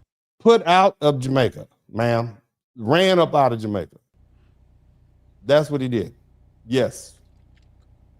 If you don't believe me, go look it up. I looked it up, studied it. Scameration. Somebody type scamming in the chat room. Go look it up. Scameration. So don't you tell me that we don't understand what you went through. I understand that he came up here scamming and took $12 million, which was equivalent to 2026 money, was 600. That's what I understand. Scameration and division. Because we were there going through it with you. Marcus Garvey didn't track the track to come to America to fight civil rights for Jamaicans. He fought civil rights for you, the American black people. Marcus Garvey came up here to scam poor black Americans who liked the way he talked and thought he was down for us. That's what it was. That's what he came. The people liked him because it's plenty of slick talking people that come over here with scammery ideas, but it didn't get us anymore. That's why he ended up in prison and got sent back to Jamaica. Somebody type deportee back in chat room. Deported boy. So. As I said, I came here to remind you that your treatment towards the Haitian people is wrong. And I'm not going to take back my talk. Okay. So why, since you're Jamaican, like, why the Jamaicans, those Jamaicans that landed in Portland, Jamaica? Not Portland, Oregon. Why'd y'all send them back? Because it's my understanding that the Jamaicans are not taking any Haitians either. You want America to take them. The other Caribbean islands don't want them. But you just want them. I'm just saying, because this seemed like the pot calling the kettle black to me. Why don't y'all take the Haitians? If America's so horrible, why don't y'all take them down in Barbados? Where's all the Bajans at? Where's all Dominicans? Why don't y'all take some of these Haitians off our hands? Since y'all love each other, since we ain't got this Caribbean Jamaicans, come on, take these Haitians. Y'all can come get them. Since we so wrong, right? Since America's so wrong, because it can't. But I want y'all to remember, Black Americans voted against this. But she got all this smoke for Black Americans because they saying we told you so. You don't have nothing to say to white folk. White folk, this is how we get treated. This is how we get treated. Black people voted against this, and yet people like this are blaming Black people because we're tired of the scameration. We're tired of the disrespect. You see what I'm saying? I mean, look, y'all can look. Uncle D got love for you, baby. I got love for you, but we got to speak the truth on this page, right? Go on to Cuba. Go on to Cuba. Get y'all little, y'all little Caribbean unity. Go ahead, go to Cuba. If it's so bad, we so bad of us. We so bad, we don't want to work. We all on welfare. We all violent. Go ahead and go down and hang out in Jamaica and Cuba and whatnot. So bad, we're such horrible people. Go eat your little beef patties down there and leave us your little curry goat and roti and sorrel. Get all that down there. Go to Trinidad. I want all the Haitians, just get your boat and go to Trinidad. That's what I want you to do. The Trinidadians want you. Okay, go hang out with the people in what's that down there? Trinidad and Tobago's. Go to both of them. That's what you do. All right. But again, this is the disrespect that Black Americans are tired of. But again, we voted to keep folk coming up here. I just want you, somebody type 92% in the chat room. While the Haitians were here working hard, you guys were buying Nikes, Adidas, and Pumas. You were supporting the music industry. When those people are working night and day, they don't sleep. We were supporting the music industry while they were working night. You mean like what? Trina? I don't know. Uncle Luke, Nicki Minaj. Who else were we supporting? Lil Kim, Biggie Smalls. All of them are Caribbean. Biggie is from Jamaica. Lil Kim is Jamaican. Luke, you know, Pop, that he's Bayesian, right? Nicki Minaj is from Trinidad. So, and it's funny, all of them have the same thing in common. All that degenerate hip hop that invaded the rap industry, all oriented from those Caribbean roots. I'm just pointing it out since you want to talk about it, since we support the music industry that you don't like. Right. And y'all can verify what I'm saying. I've done broadcasts on these folks. You can look it up for yourself. All that degenerate music and stuff came from those influences. Look it up. Check it out. It's my opinion that the whole East Coast, West Coast beef was the fact that you had all these Caribbean folk on the East Coast, and they literally thought they were better than folk down South. And that's why they always used to put the South. And who's down South? FBA. And who's from that primarily in places like New York? Even in New York, FBA will tell you it's mostly Caribbean folk. And y'all look down on Black Americans.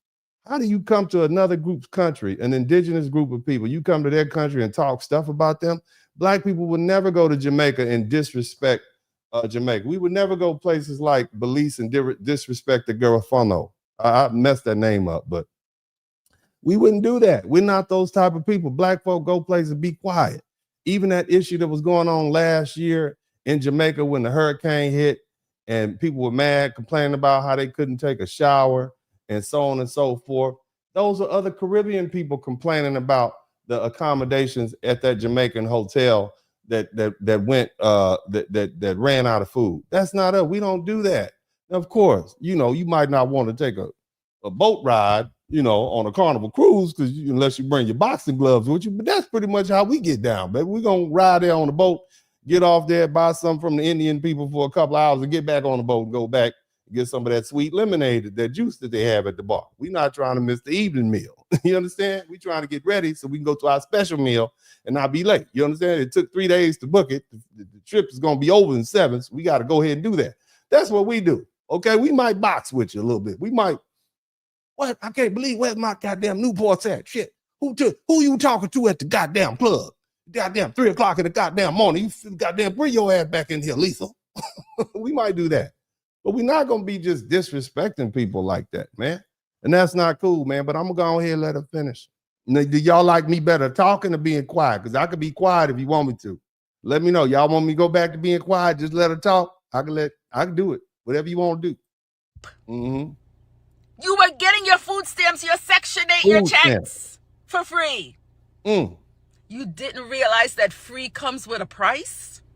Because now you see people elevating, stepping up, and you're just stranded right where you started and feel like you're going nowhere. Here's the thing. Don't blame your own Black people. As I said, look into yourself.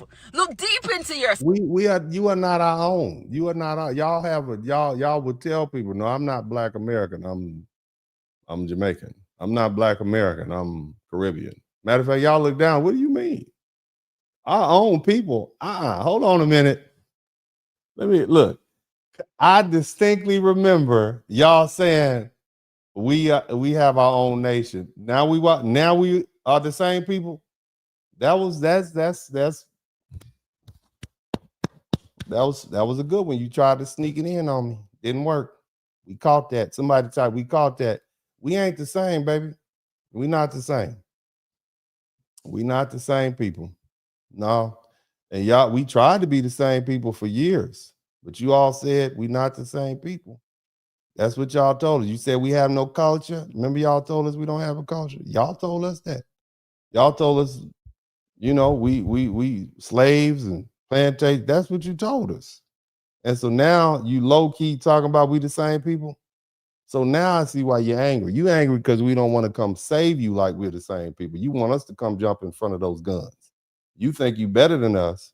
You want us to come take them water hoses and dogs and stuff. You want us to come tackle ICE. That's what you want us to do. When they come in there trying to, you know, take you back to Jamaica and round you up and Haiti and whatnot, you want us to come interfere. We're not doing that. We are not doing that. We did that. Our ancestors did that. We are beyond that. Okay, we are as the ladies say, booked and busy. Saying we are resting. This is your fight. We did everything we were gonna do was done at the polls in November 2 years ago in 2024, and it's on you. I'm just saying, pretty girl. I'm just a pretty melted faced lady. Well, let's go ahead again. You know, now we don't want to just pick on the Caribbean again. And I love my melanated. What? Look. Please, you know, back in Africa, we can tell somebody "fuck you." Okay, she As got an a African living in mouth. America. Please, you know, back in Africa, Family we friend. can tell somebody "fuck you." We can tell somebody the N-word, and nobody's gonna get mad. Y'all use the N-word in Africa. Why y'all using the N-word in Africa? I thought all the N-words were brought over here. But anyway, go ahead. Here in America, if you try that, nigga, you're gonna receive family friendly. some punch. Okay? Yeah, punch. So no play. These niggas here are not playing. Don't play with these so man, as an African American, I learned it the hard way. So let my She claims she's an African American. I want y'all to type African American. I want you to listen to what she said. As an African American, this is why we changed ourselves to FBA. Okay. And as an African American, I learned it the hard way. I learned it the hard way. So learn how to mind your tongue and mind your business. I learned how to mind my See you guys tongue. in the next video, man. See you guys. I will see you. This is like a goddamn. I don't want to say it. A stud cowboy or something like that. Anyway, let's go ahead and move on. Praise God. God is good. We're gonna go ahead and get on out of here and go ahead and finish the lesson. Okay, because we need to get the lesson in because it's important. Y'all make sure have you all subscribed to the channel? If not, I need to make sure you all take the time to do that.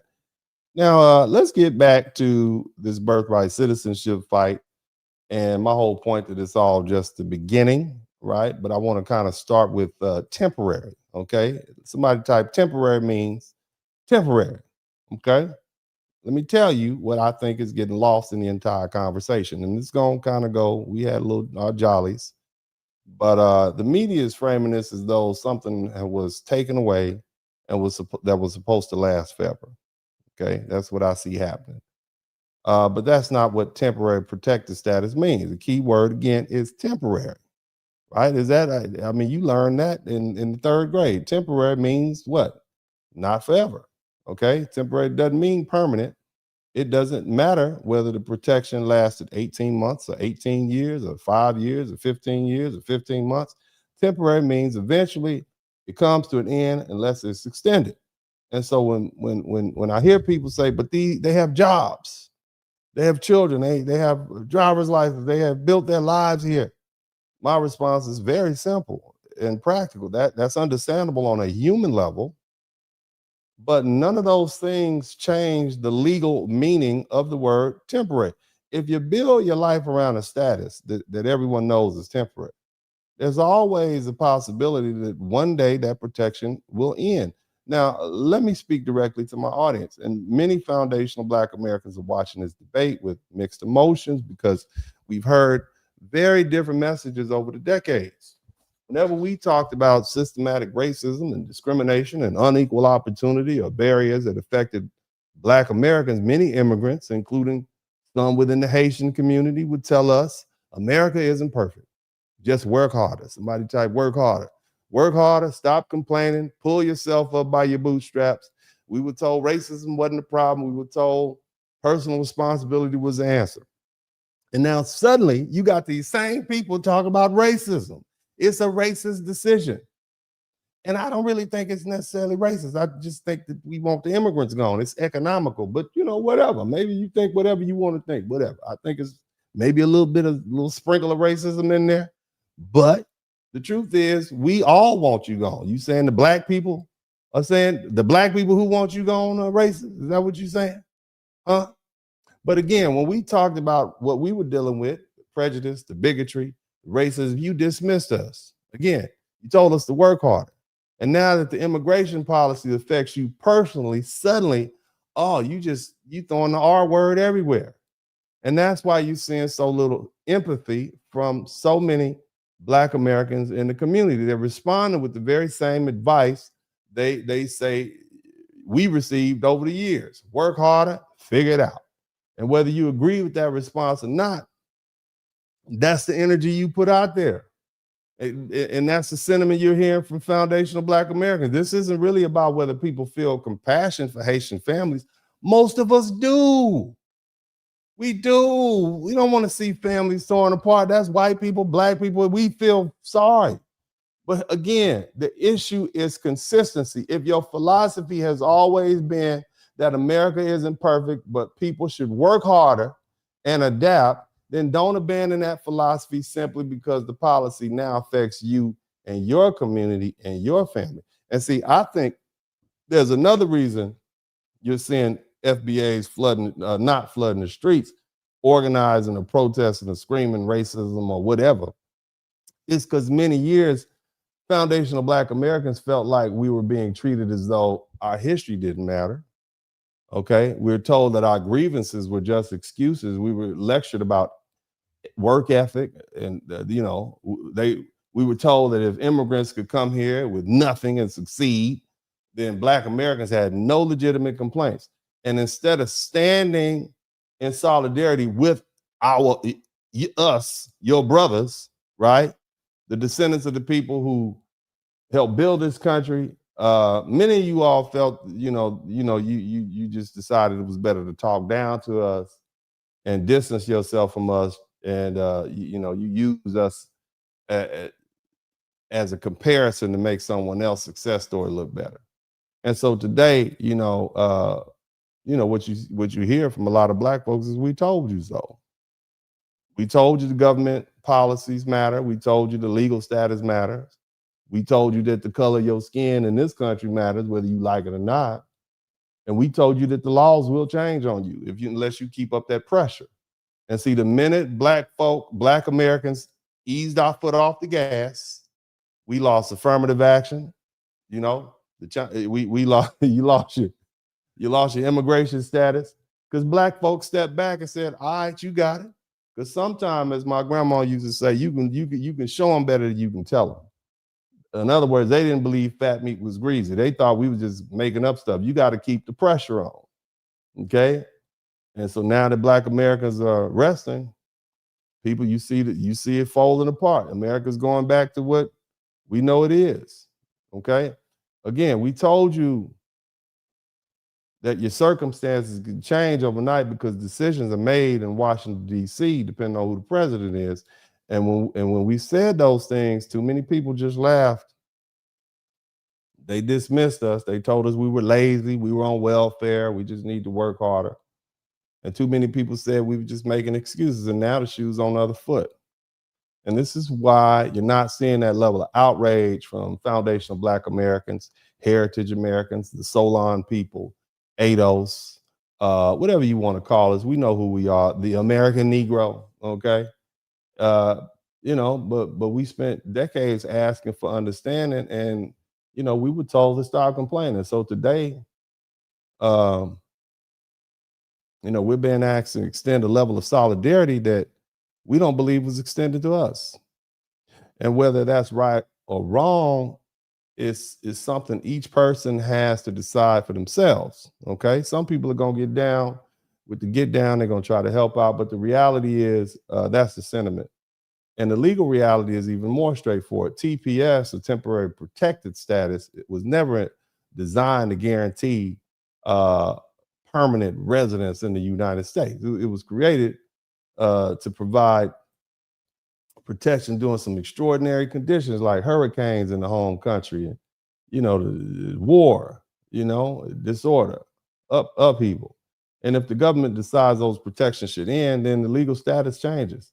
That's how TPS work. That's how temporary programs work in general. And you might disagree with the policy.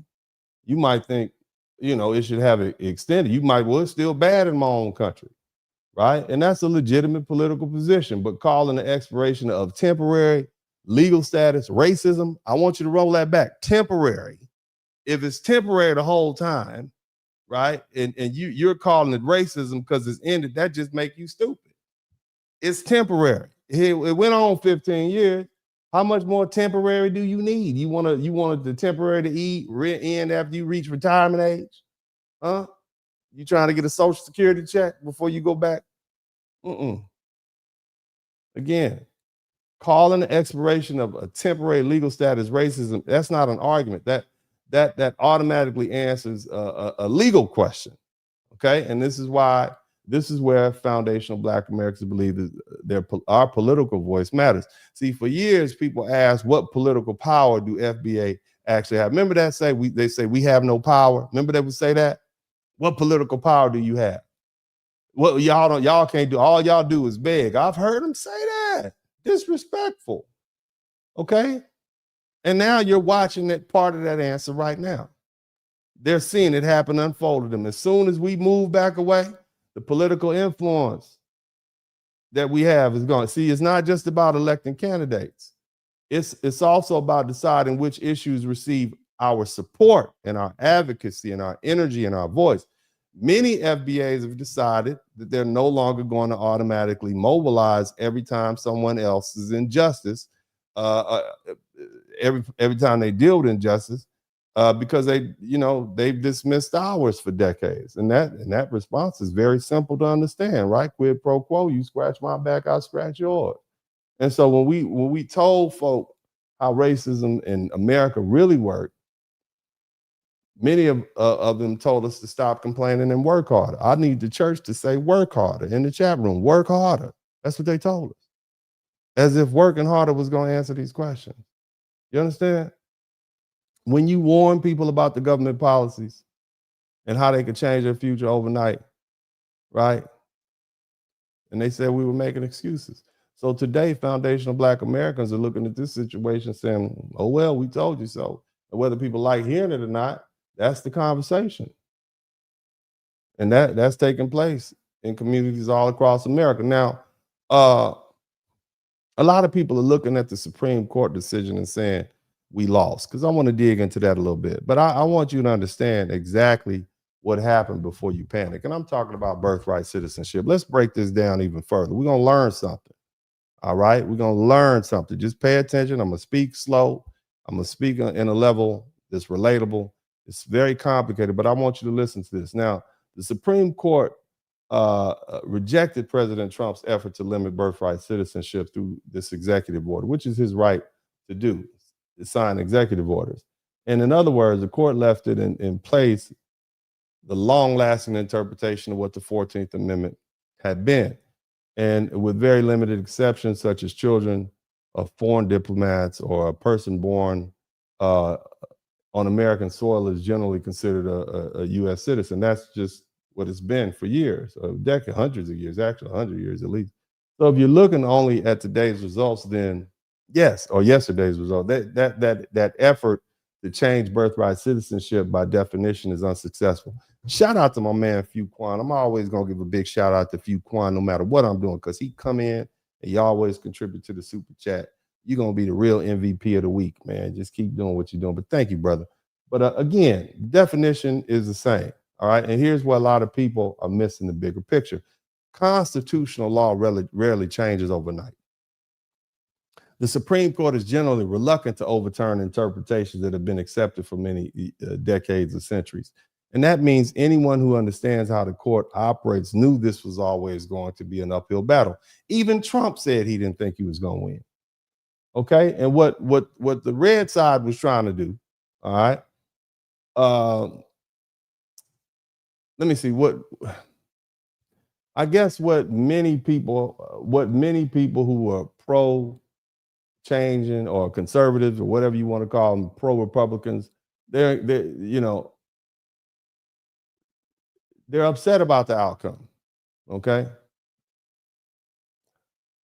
we lost. Okay, or they lost. But it's the fact that several justices were willing to, I would say, seriously consider the arguments. They entertained it in the first place, that challenged the traditional understanding of the 14th Amendment citizenship clause. Not because, see, here's the thing. Not long ago, many believed that those arguments would be dismissed overnight. It would have been 9-0 ruling. And the thinking is that this major constitutional change usually is going to happen over time, like it normally does.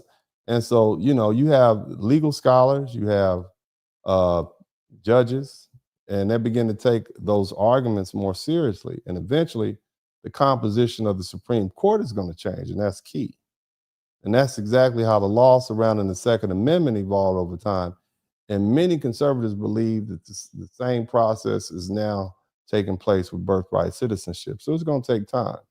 And so their message, I guess the conservatives, their message isn't that, hey, we didn't win today, but we moved the ball downfield because they made a little headway. They believe this decision shows that the legal debate has shifted enough that the future Supreme Court appointments, the court could one day adopt a narrower interpretation of the 14th Amendment than the one that they have right now. And whether you agree with the prediction or not, that's the point that I'm making. Okay, what I'm saying is today's decision or yesterday's decision wasn't an end fight. It was evidence that the fight is moving in the direction that I believe will eventually lead to a different constitutional interpretation. Now, let me put my own little lawyer hat in this for a minute, because I want to separate politics from law. A lot of people are reaching this reacting to emotionally to this case, but as an attorney, I think it's more important to understand what the legal arguments actually were and how strong they really were. First, I've heard people say that the Supreme Court rule it was 6-3. Okay, that's it. But if you really start looking at it, it was a 5-4 split, in my opinion. Because let me say it like this, because of some of the writing. All right, just some of the writing. And as lawyers, we don't rely on the headlines; we rely on the actual language of the court. Shout out to my man Fuquan. Now, second, there's no question that the traditional understanding of the 14th Amendment for well over a century has been virtually everyone born on American soil is a U.S. citizen, with only a few exceptions, such as children of foreign diplomats. And, there used to be Native Americans, but that's not what it is now. They actually came up with a law. Now, the Supreme Court relied on a case called United States versus Wong Kim Ark. And for generations, that case has been understood to recognize birthright citizenship for nearly everyone born in the United States. Now, here's where the legal debate becomes very interesting. Over the last several decades, you have had a number of constitutional scholars have challenged that traditional interpretation. Okay, and they've argued about the phrase "subject to the jurisdiction thereof" and how it should be interpreted more narrowly than the courts have historically interpreted. Shout out to Deesh Brown. Thank you so much. On the other hand, you have a lot of constitutional scholars who continue to argue that Wong Kim Ark correctly interprets the citizenship clause. So, understand that this isn't a debate between people who know the law and who don't. Okay, this is a genuine constitutional debate.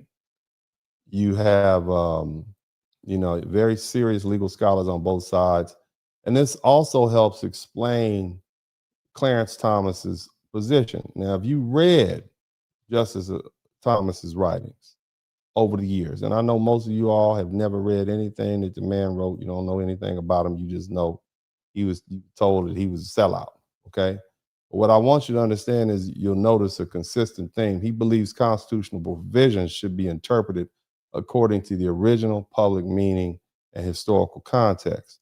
And when discussing birthright citizenship, Justice Thomas repeatedly emphasized the history surrounding the adoption of the 14th Amendment after the Civil War and its purpose of securing citizenship for Black people who were formerly enslaved.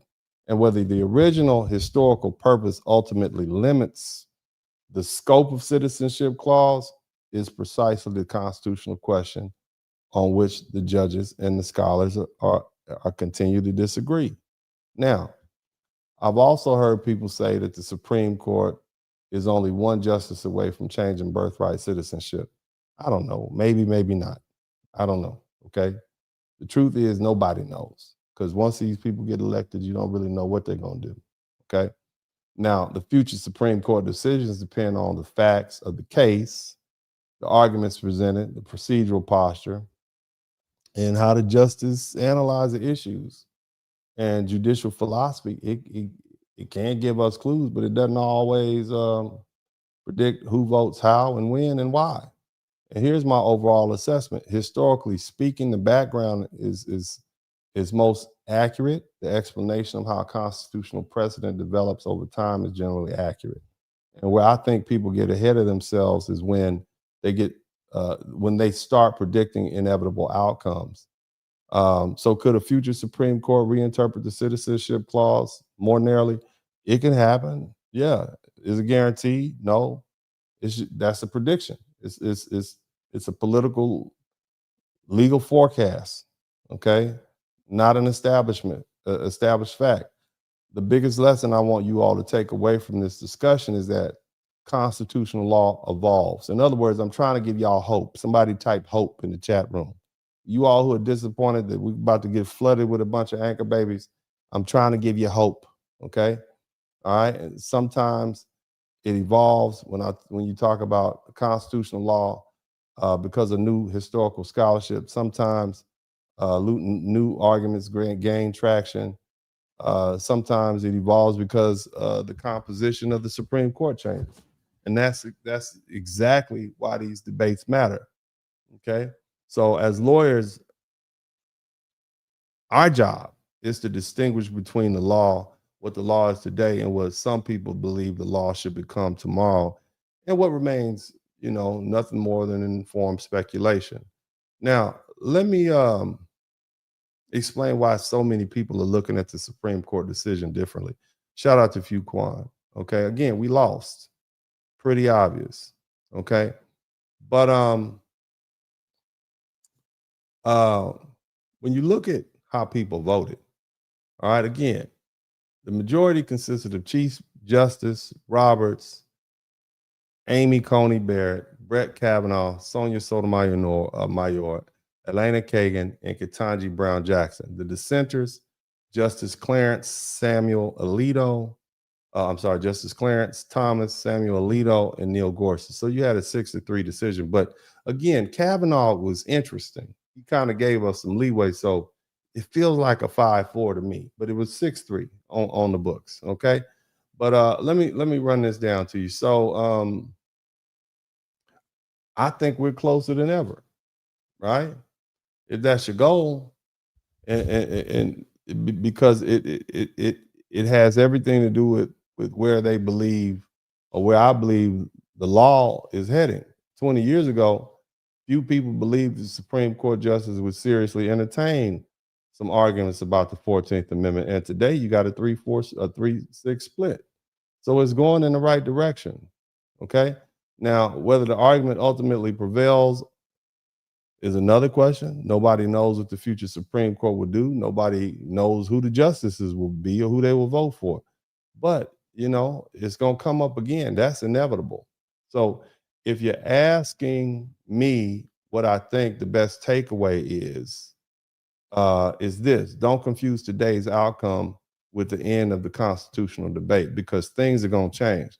The minute we start going from 250,000 anchor babies dropped off every year in the United States to 1 million, y'all are going to put pressure on everybody. Okay. So again, the law is the way it is today for a reason, but legal arguments around the 14th Amendment are being taken more seriously. Now, and I'm not gonna hold y'all here all day. I got a couple of things I want to say. Let me make something very clear because people love putting labels on me. Okay. I don't consider myself a conservative. As I said earlier, I'm a registered Democrat. I've been a Democrat my entire adult life. I voted for Donald Trump in 2020 and again in 2024 because after doing my own research, I believe he was a better candidate for our country. I didn't vote for him in 2016 because at the time he was a wild dude. He was a dude from, with the buildings and the gold plated, everything, toilets, right? And he was a relative unknown, and I thought Hillary Clinton was a safer choice for America. Okay, so I held my nose and I voted for her. All right, even though I never forgot that years earlier she referred to young black men like me as super predators. Shout out to Big J, Mr. J. Somebody type super predators. I didn't forget that, Hillary. She referred to young black men who were my age who looked like me as super predators. And then I watched Donald Trump govern for 4 years, and what I saw changed my mind. I liked the fact that he came in, kicking over, firing people, and I watched, I watched someone walk into Washington D.C. and challenge the political establishment and completely reshape the Republican Party. He gave them that work. He made them all bow down, and I like that. If I hire you to be in charge, I want you to be in charge.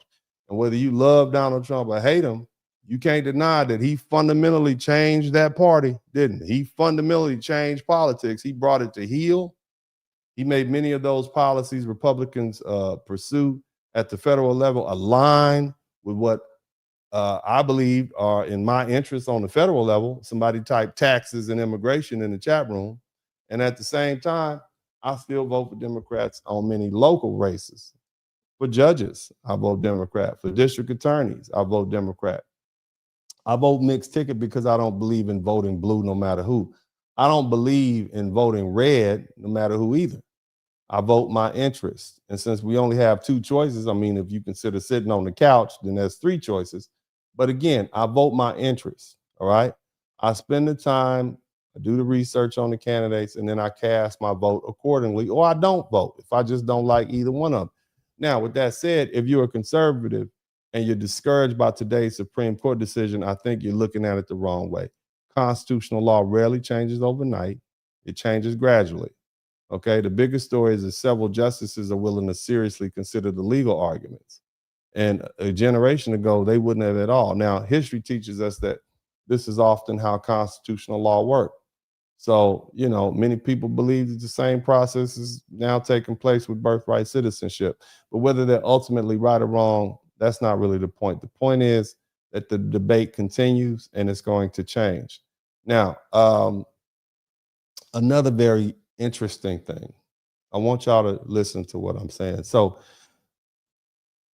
Justice Clarence Thomas and Ketanji Jackson, two types of black people. Somebody type two types in the chat room. Two types of black people. Okay, two interesting. I'm just saying they could like night and day. Okay, like night and day. Two types of black people. Two types.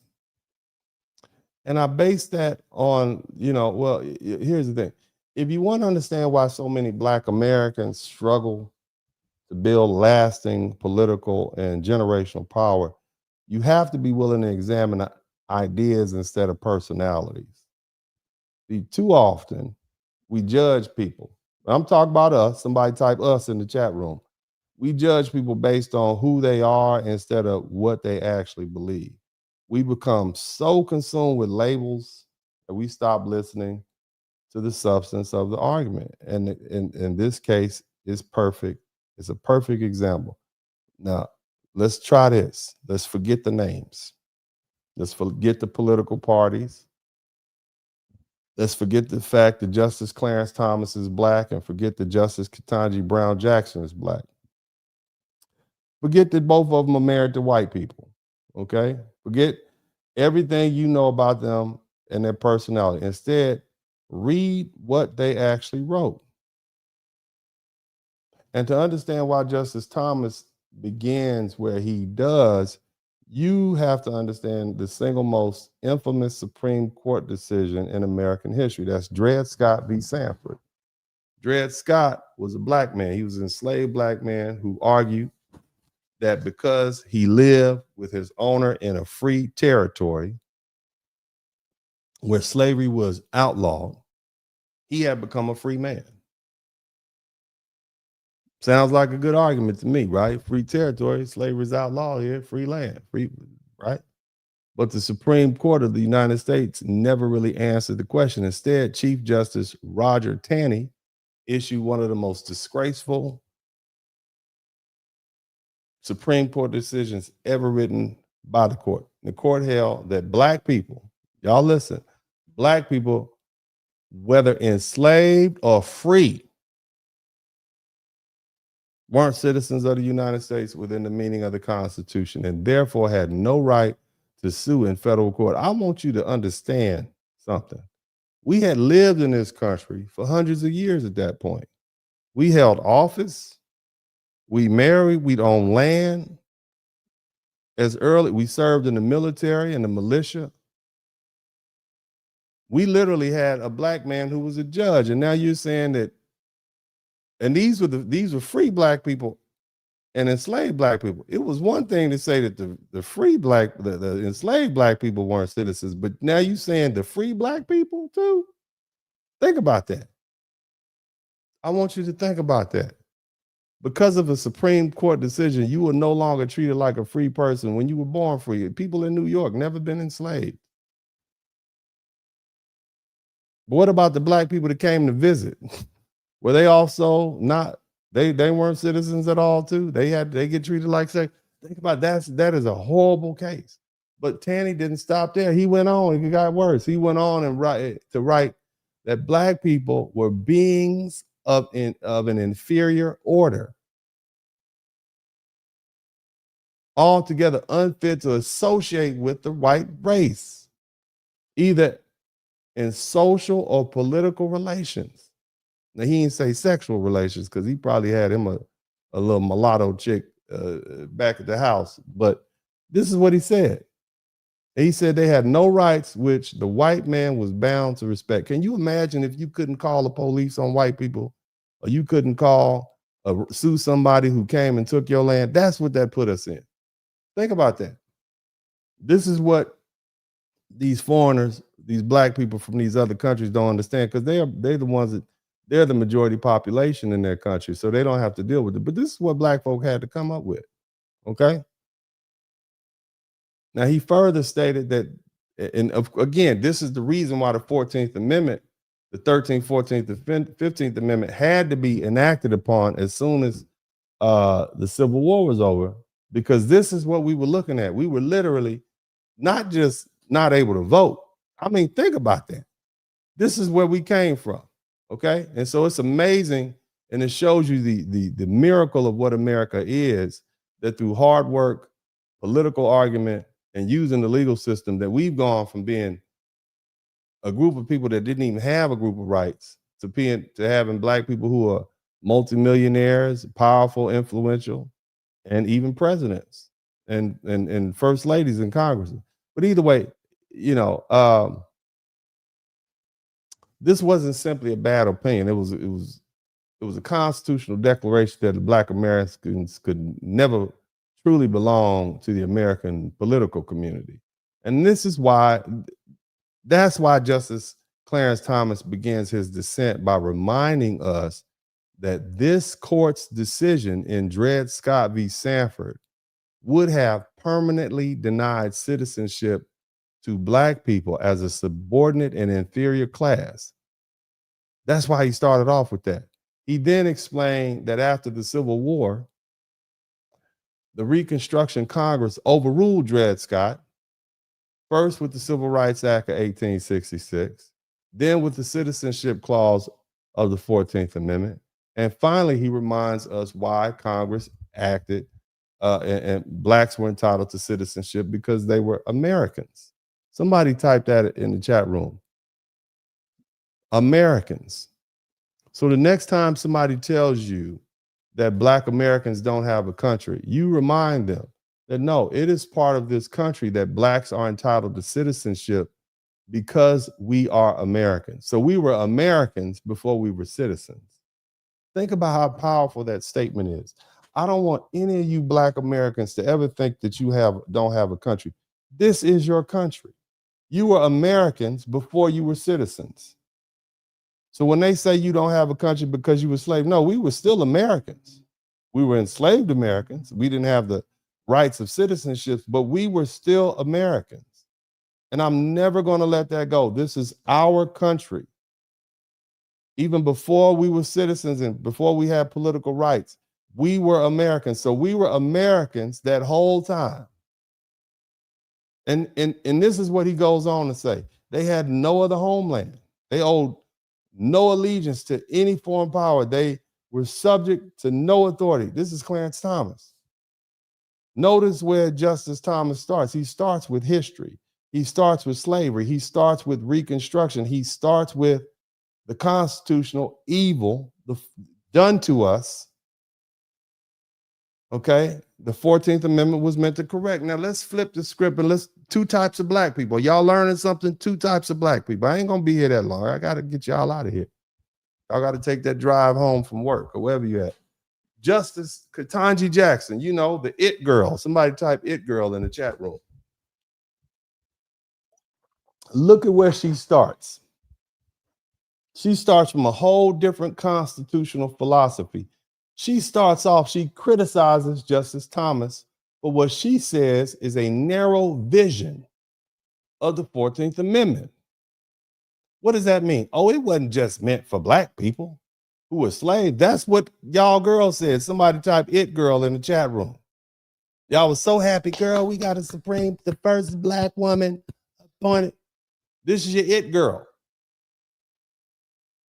The it girl arguing that he, talking about Clarence Thomas, improperly treats the citizenship clause as a race-conscious remedial measure enacted only for freed slaves such as Dred Scott. Well, who was it for then? You don't think it was race-conscious? So this Ketanji Brown is saying, oh no, the 14th Amendment wasn't race-conscious. That had nothing to do with race. It wasn't just enacted to free for free slaves. This is what the it girl said. Guess what she argues? She says that the Reconstruction Amendments, the 13th, 14th, and 15th Amendment, they were an anti-caste, anti-subordination reset for the nation. Wasn't nobody else here. Did y'all hear what I said? With 91% white, 9% Black. Oh no, this is about anti-caste, anti-subordination reset for the nation, not mere spot treatment for a dark stain on slavery. Oh, slavery had nothing to do with it. There was this broader caste system where everybody was treated bad, and you know, well, what? So I want you to think about this. So according to Justice Ketanji Brown Jackson, the framers adopted language that transcended race and region and changed and broadened the meaning of freedom for all Americans. What she said was that the citizenship clauses reflects this universalistic approach.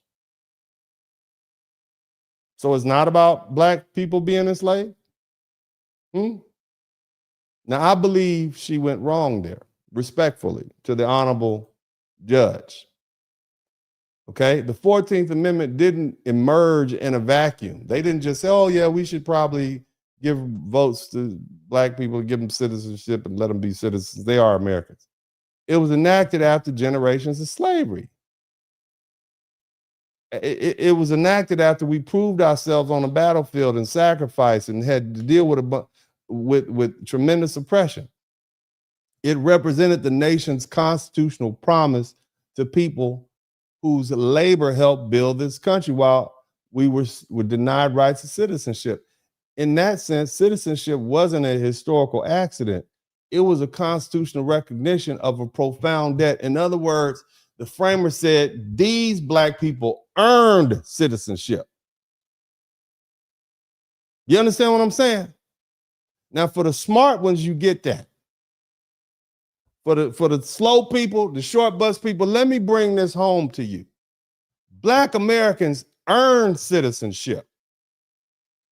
Nobody just came over here, pooped out a baby, and now you get all the rights everywhere. We had to earn it through fighting wars, building the economy, rebuilding the economy, building the land, being subservient.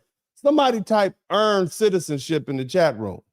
Because see, nobody else who got to this country had to earn citizenship.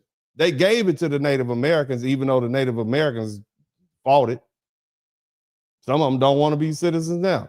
The Irish, the Italians, all they had to do was show up. They earned it. The Caribbeans, the blacks, all they didn't have to earn it. They just showed up.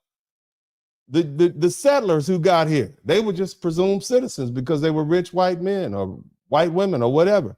Black Americans, constitutional in this country's history, are the only group of people who had to earn it. It was payment for a debt, as they say, a profound debt. Do you see the difference between our citizenship and everybody else? Somebody type FBA in the chat room. We were Americans before we were citizens. We were Americans before we were citizens. We had to earn our citizenship. Damn, that's powerful. This is not an entitlement. So when someone comes along and says, oh, y'all didn't know what y'all was doing with it, so we came over, took it. No. We earned it. We earned it. Now, from my perspective, and shout out to somebody contributed to Super Chat. Thank you so much. I appreciate that. I'm gonna read all the Super Chats in a minute, but I wanna kind of bring this home because I don't want y'all to be here all day. But the way I see things, treating that powerful history as though it carries no unique constitutional significance diminishes the very purpose for which the amendment was adopted.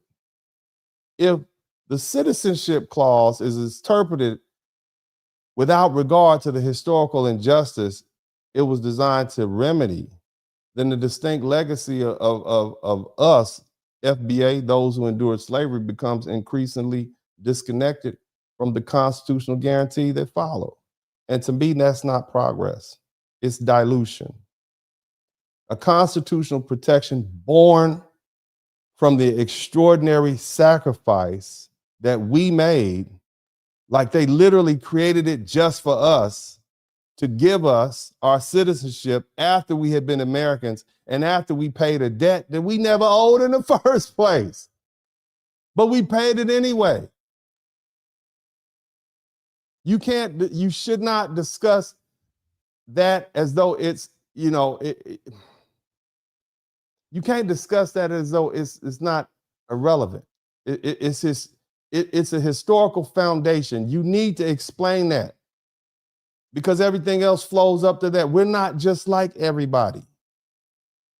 And see, when we forget why this constitutional provision exists, we risk weakening our appreciation for what it was intended to accomplish. Now, let me ask another question. Forget the names. Forget the race, forget the political labels, forget the personalities. If I handed you these two constitutional philosophies, one from Ketanji Brown and one from Clarence Thomas, if I handed those two constitutional philosophies to you without telling you who wrote them, which one would you conclude places better, or should I say greater emphasis on protecting the constitutional inheritance of Black Americans?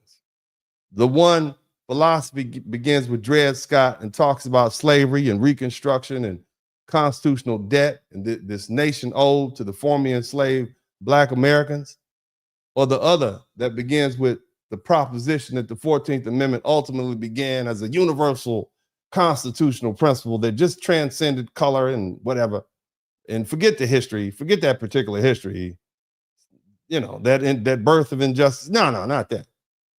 Huh? Which one? Hell, let me make it simple. Which one is more pro-Black to you? Huh? Ketanji Brown or Clarence Thomas?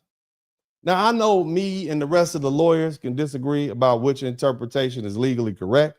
We can do that. Me and the lawyers can talk about that. But you regular folk, you non-lawyers, somebody type non-lawyers in the chat room. And I don't care if you went to law school for 3 years. You didn't pass the bar, you're a non-lawyer. I know. Okay? And especially you jailhouse lawyer, you're still a non-lawyer. You non-lawyers can, give me what you think. Who's pro-black in that writing? Okay? And for all you conservatives who love Thomas, he ain't Clarence Thomas, don't be mad. I'm just pointing out the obvious, okay? Which philosophy does more to preserve the historical foundation upon which Black American citizenship was secured? And I think you all agree it's Justice Clarence Thomas. Not because he's Black, not because I agree with every opinion he's ever written, and not because of his political party, but because his constitutional analysis begins with remember them. Remember exactly why the 14th Amendment exists. Remember them. Remember my ancestors. Their history matters. The context matters. The sacrifices that foundational Black Americans made that gave birth to the 14th Amendment, a debt that was owed to Americans who weren't given their citizenship until they paid a debt. You can't build generational strength by forgetting the source of the constitutional inheritance. In other words, you can't build when you don't know where you came from. Every constitutional provision has history. The right to free assembly, we call it the right to free speech, the right to congregate and worship your religion because the king wouldn't let them do it. The right to bear arms, just in case you try to take that right. Every constitutional guarantee has purpose. And so now you have a justice who says, oh no, that purpose that the Black Americans had, well, we're just gonna forget that. That was about, a caste system. Shout out to Corey Peterkin. And see, if we lose sight of why those guarantees were adopted, we risk treating them as though they simply appear out of thin air for no reason. You see? She's not even acknowledging the fact that those rights were purchased through generations of struggle by our ancestors. Every Black woman that was taken advantage of and gave birth to a baby that she didn't want and still took care of them. Every Black man who died in the fields from working all day. All the Black soldiers who, before they were even citizens, still fought as Americans and sacrificed and blood and their perseverance, because we wouldn't be here if it wasn't for them. And so Justice Ketanji Brown wants us to forget that sacrifice. Oh no, this is about a caste system. Everybody is open, everybody. Look, we always say facts over feelings. Okay? We do. But you read what they wrote. Then you decide for yourself which constitutional philosophy better protects the legacy of our Black African-American ancestors, or as we say, foundational American ancestors. You understand that some they paid for with generations of bondage before the 14th Amendment, and finally recognized what Dred Scott had denied, our citizenship, that Black Americans are and always were part of the American people. And that's powerful, man. That's powerful, man. I dig that, man. But look, like I said, I ain't gonna hold y'all up. I got a little bit more to say, but I want to take the time to read these super chats. I got to take my son to his football practice, so I want to make sure I don't want to be late. You know what I'm saying? But we got 19 super chats, man. Shout out to everybody who hung in. I know this is graduate level stuff, man. If you here hanging out with me, man, you on a different level. But I hope I broke that down so you guys could. Did I break it down enough? It's only so much I can do, but did I break it down enough so y'all could really understand what was being said? Did you guys, if you really understood, say I learned something in the chat room. If you really understood what was being said today, don't just hold back. If I can be better, I'll read the comments. Okay. So did you really understand? Did you understand? If you understand, okay, good. I like that.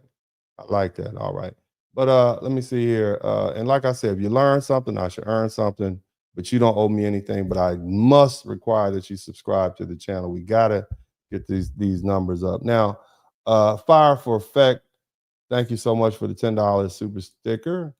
Black Rose, thank you for the $1.99. My girl, Yaya Kids, what's up, baby?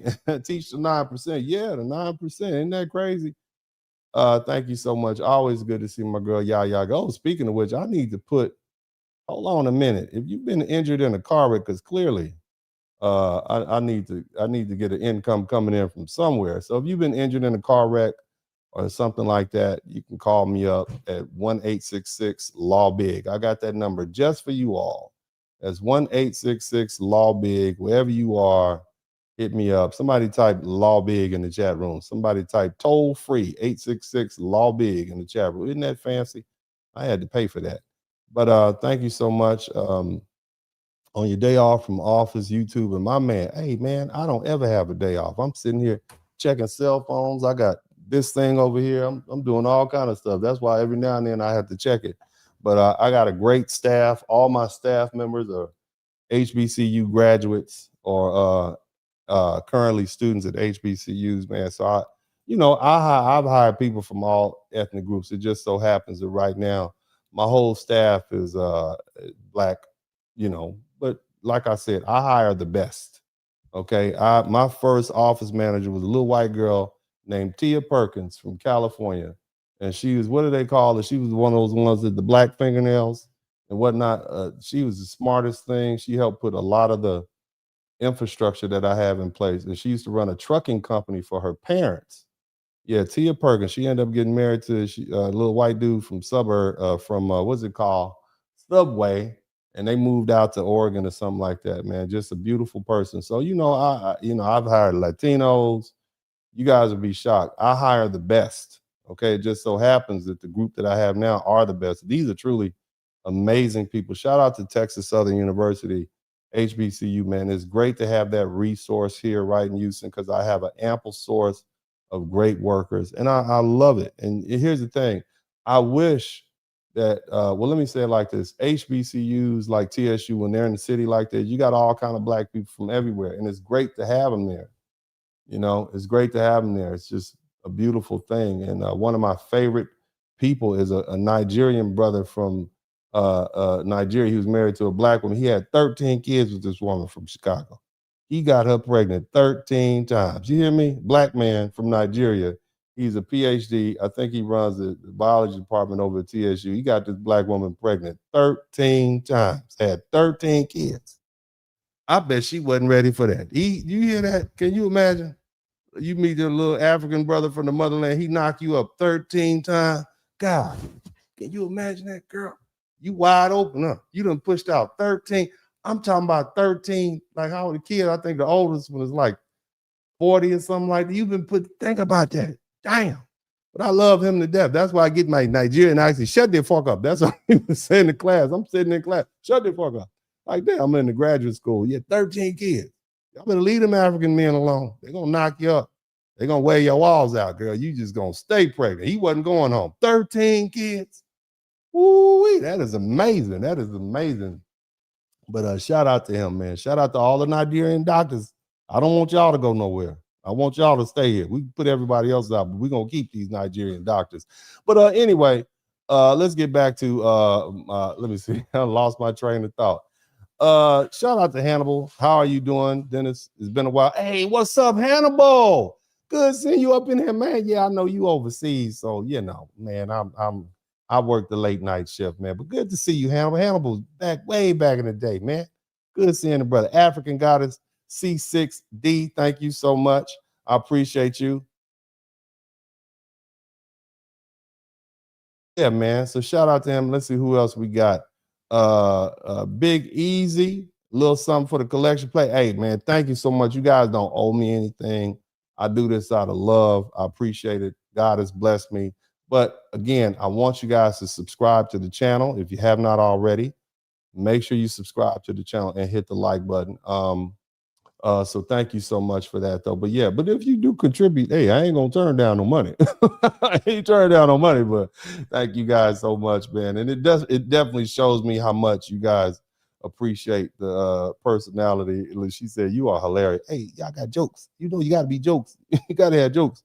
You know, you got to. Sometimes you when you're light skinned, people want to fight you, so you got to make them laugh. Hey, man, come on, don't hit me in the face.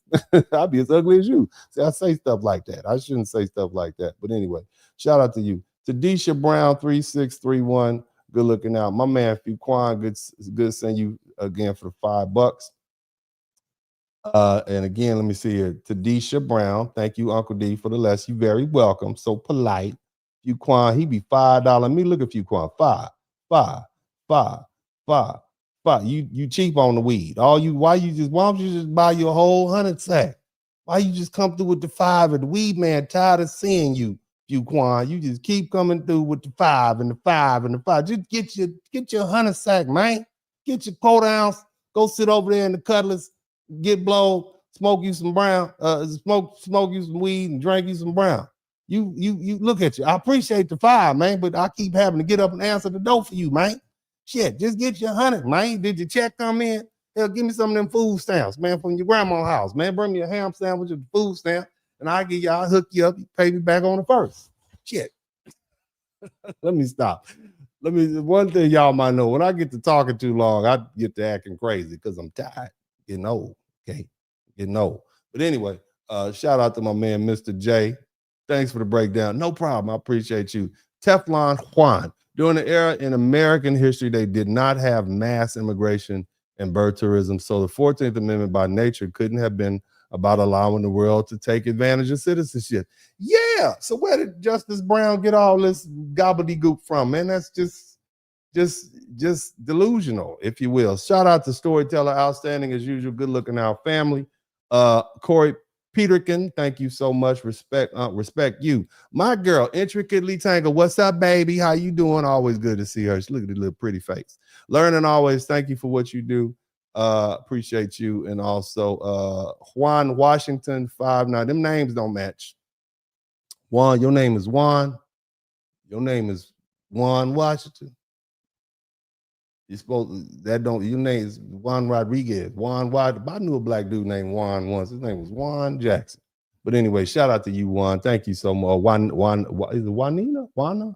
I'm gonna call you Juan. Anyway, thank you so much. And DRE Dream, man, great analysis. Keep up the good work. I will. Flowers galore, learn something. Thank you, Uncle D. Let's see. April Jules 3998. Thank you. We were Americans before we were citizens. Isn't that powerful to know that, baby?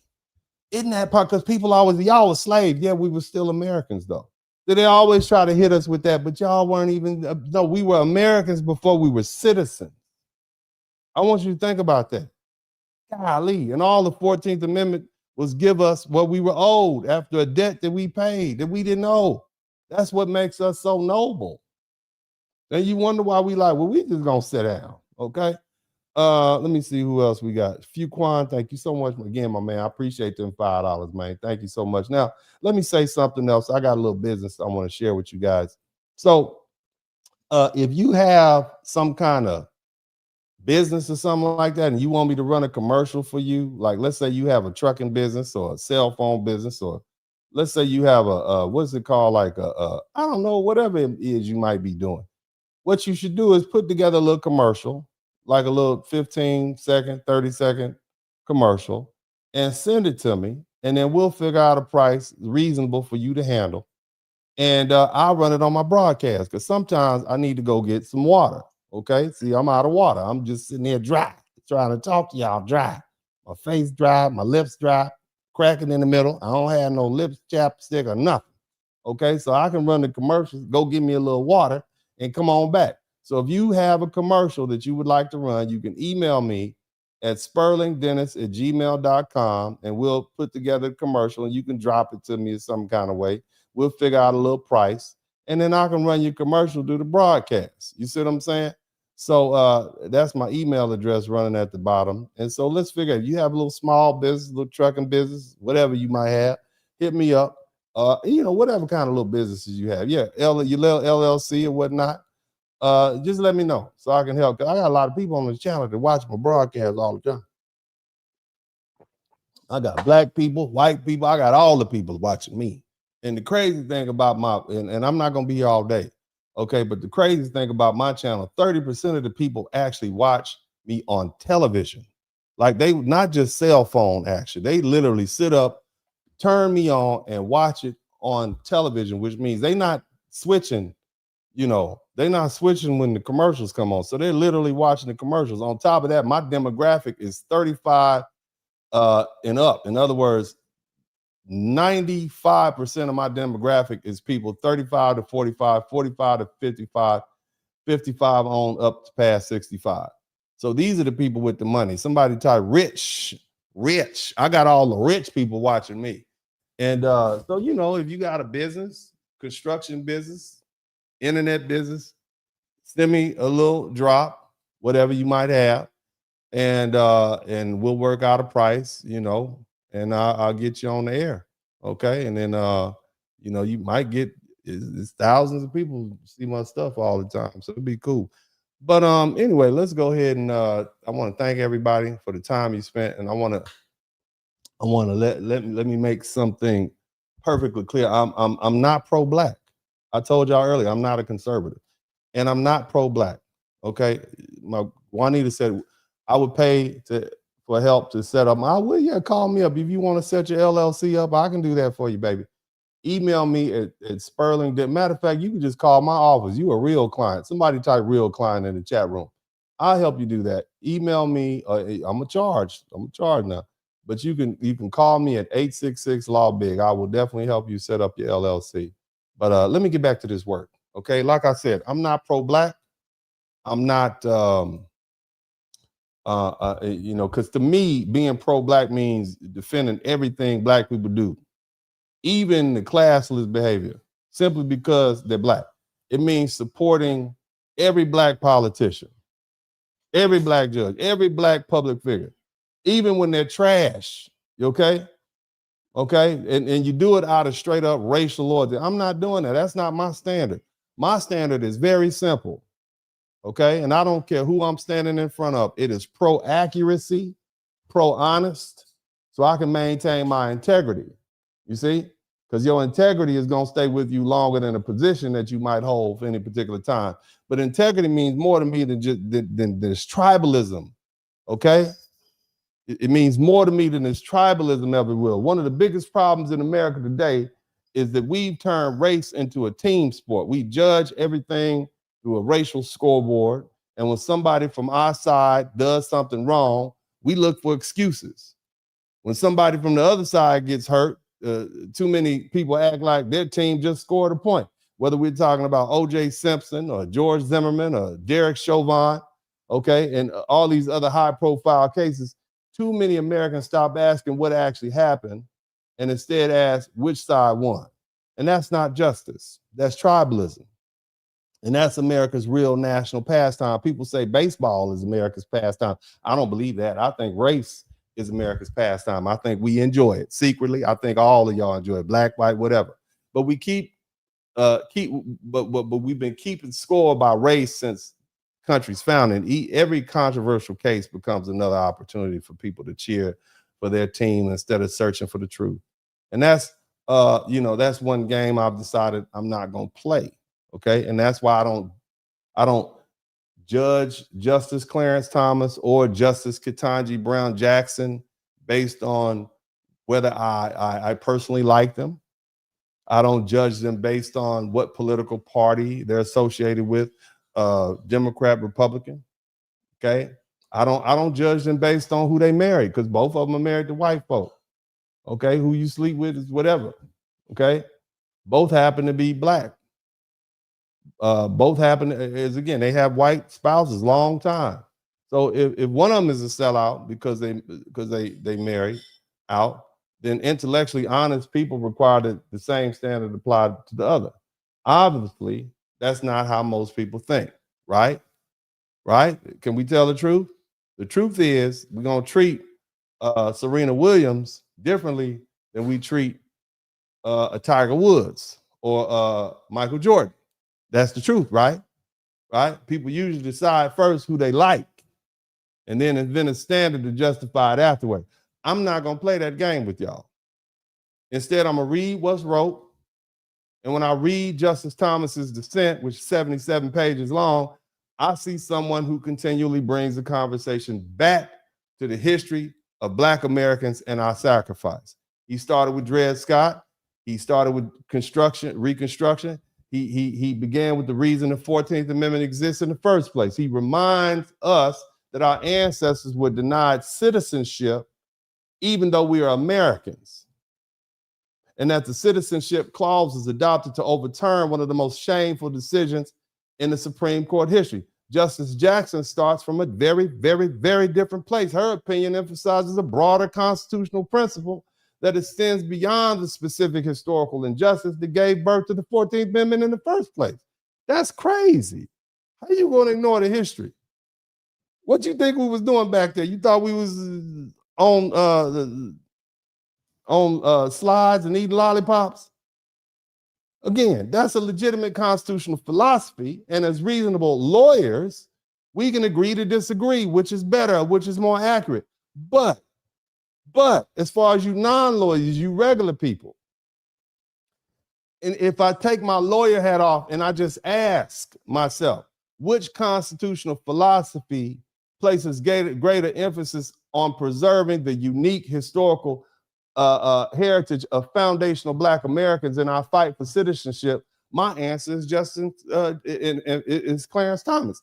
And that's not because he's Black. It's not because he's conservative. It's not because I agree with every opinion he's ever written. It's because on the issue, I believe his constitutional philosophy gives greater weight to our sacrifice as Black Americans and our constitutional inheritance as descendants of American slavery. Now, here's the thing, man. People have spent years calling Clarence Thomas a sellout, Uncle Tom, y'all name the names, every other name imaginable. You know what I'm talking about. But it's time we stop calling people names and start reading what they actually write. Maybe we've been measuring pro-Black all wrong. I'm gonna say that again.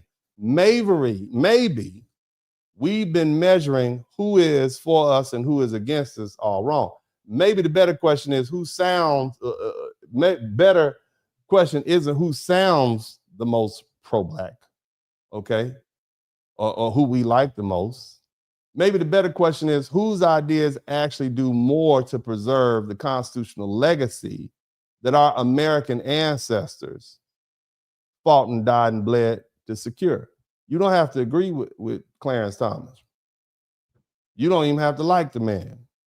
You don't have to like his life choices, any of that. But if you're going to criticize him, criticize his ideas, not the caricature that's been created around him, because that's not accurate. And I also think something else has to be acknowledged. For many Black feminist opinions about Clarence Thomas were formed more than 30 years ago during his Anita Hill confirmation hearings. Y'all remember that? Somebody type pubic hair in the Coke.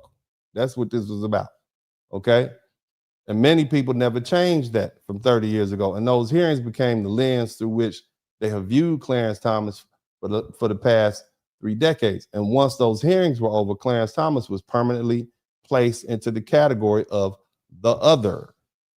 And then people discovered that he was married to a white woman. And for many critics, that became one more reason to dismiss him without seriously engaging his judicial philosophy. And what's interesting to me is that if you rarely hear you don't hear the same emphasis on the fact that Justice Ketanji Brown Jackson is also married has a white husband. And that tells me the issue was never really interracial marriage, was it? If that were the standard, right, they would have applied it equally. Instead, it seems to me that many people are already decided who Clarence Thomas was, and everything else simply became confirmation of a conclusion that they already reached. And over the last several years, we've also watched the public conversation surrounding allegations of sexual misconduct. Somebody type "Me Too" in the chat room. And that makes the whole conversation more complicated, because that exposed some real abuse by powerful people. But it also led to some highly publicized cases which accusations were fiercely contested, including the litigation between Johnny Depp and Amber Heard. Y'all remember that? Pooping in the bed. Y'all remember the pooping in the bed girl? Huh? Y'all remember that? And see, those cases reminded many Americans of something our legal system has always recognized. Allegations or what they said you did is not proof. Every accusation deserves to be taken seriously, but every accused person is entitled to have the evidence examined before conclusions are reached. And I'm not trying to relitigate Anita Hill, not at all. I wasn't his lawyer. Hell, I was a kid, okay? I'm making a different point. History has shown us that we should be careful about treating allegations as settled fact before all the evidence has been weighed. Whether you believe Anita Hill or Clarence Thomas or remain somewhere in between isn't really the point I'm making today. The point is that many people stopped reading Clarence Thomas after 1991, and they stopped evaluating his constitutional philosophy on its merits. They stopped asking whether his legal reasoning was sound. Instead, every opinion he wrote was filtered through the conclusion that they already reached more than 30 years ago. I think that's a mistake. And if we're serious about being intellectually honest, then we have to be willing to set aside the personalities, the politics, the narratives, long enough to evaluate the ideas themselves. And that's exactly what I tried to do today. I didn't start by asking whether I like Clarence Thomas. I don't particularly like Clarence Thomas. Never met him, but I just don't particularly like him. But I did read his dissent, and I also read Justice Jackson's opinion. And then I asked myself a simple question. If I covered up the names of these opinions and simply read the constitutional arguments, which philosophy places greater emphasis on preserving who we are historically as foundational Black Americans and giving us our props? And for me, that answer was Clarence Thomas. That doesn't mean everyone has to agree with him. It doesn't mean every opinion he has ever written is correct. It doesn't mean Justice Jackson is acting in bad faith. It simply means that on this issue, I believe Justice Thomas gives greater constitutional significance to the history, to our sacrifices, to our legal struggles that produced the 14th Amendment, more so than Justice Jackson does. And because after reading his opinions for myself, I reached a conclusion that I know a lot of people who won't like. I think Clarence Thomas has been one of the most misunderstood Black men in modern American public life. And whether history ultimately proves him right or wrong on this constitutional question, it remains to be seen. But one thing is for certain: if you're going to condemn him, you owe it to yourself and you owe it to the truth to read his words before you repeat someone else's opinion about him. This is Uncle D, and as I always say at this time, I'm out.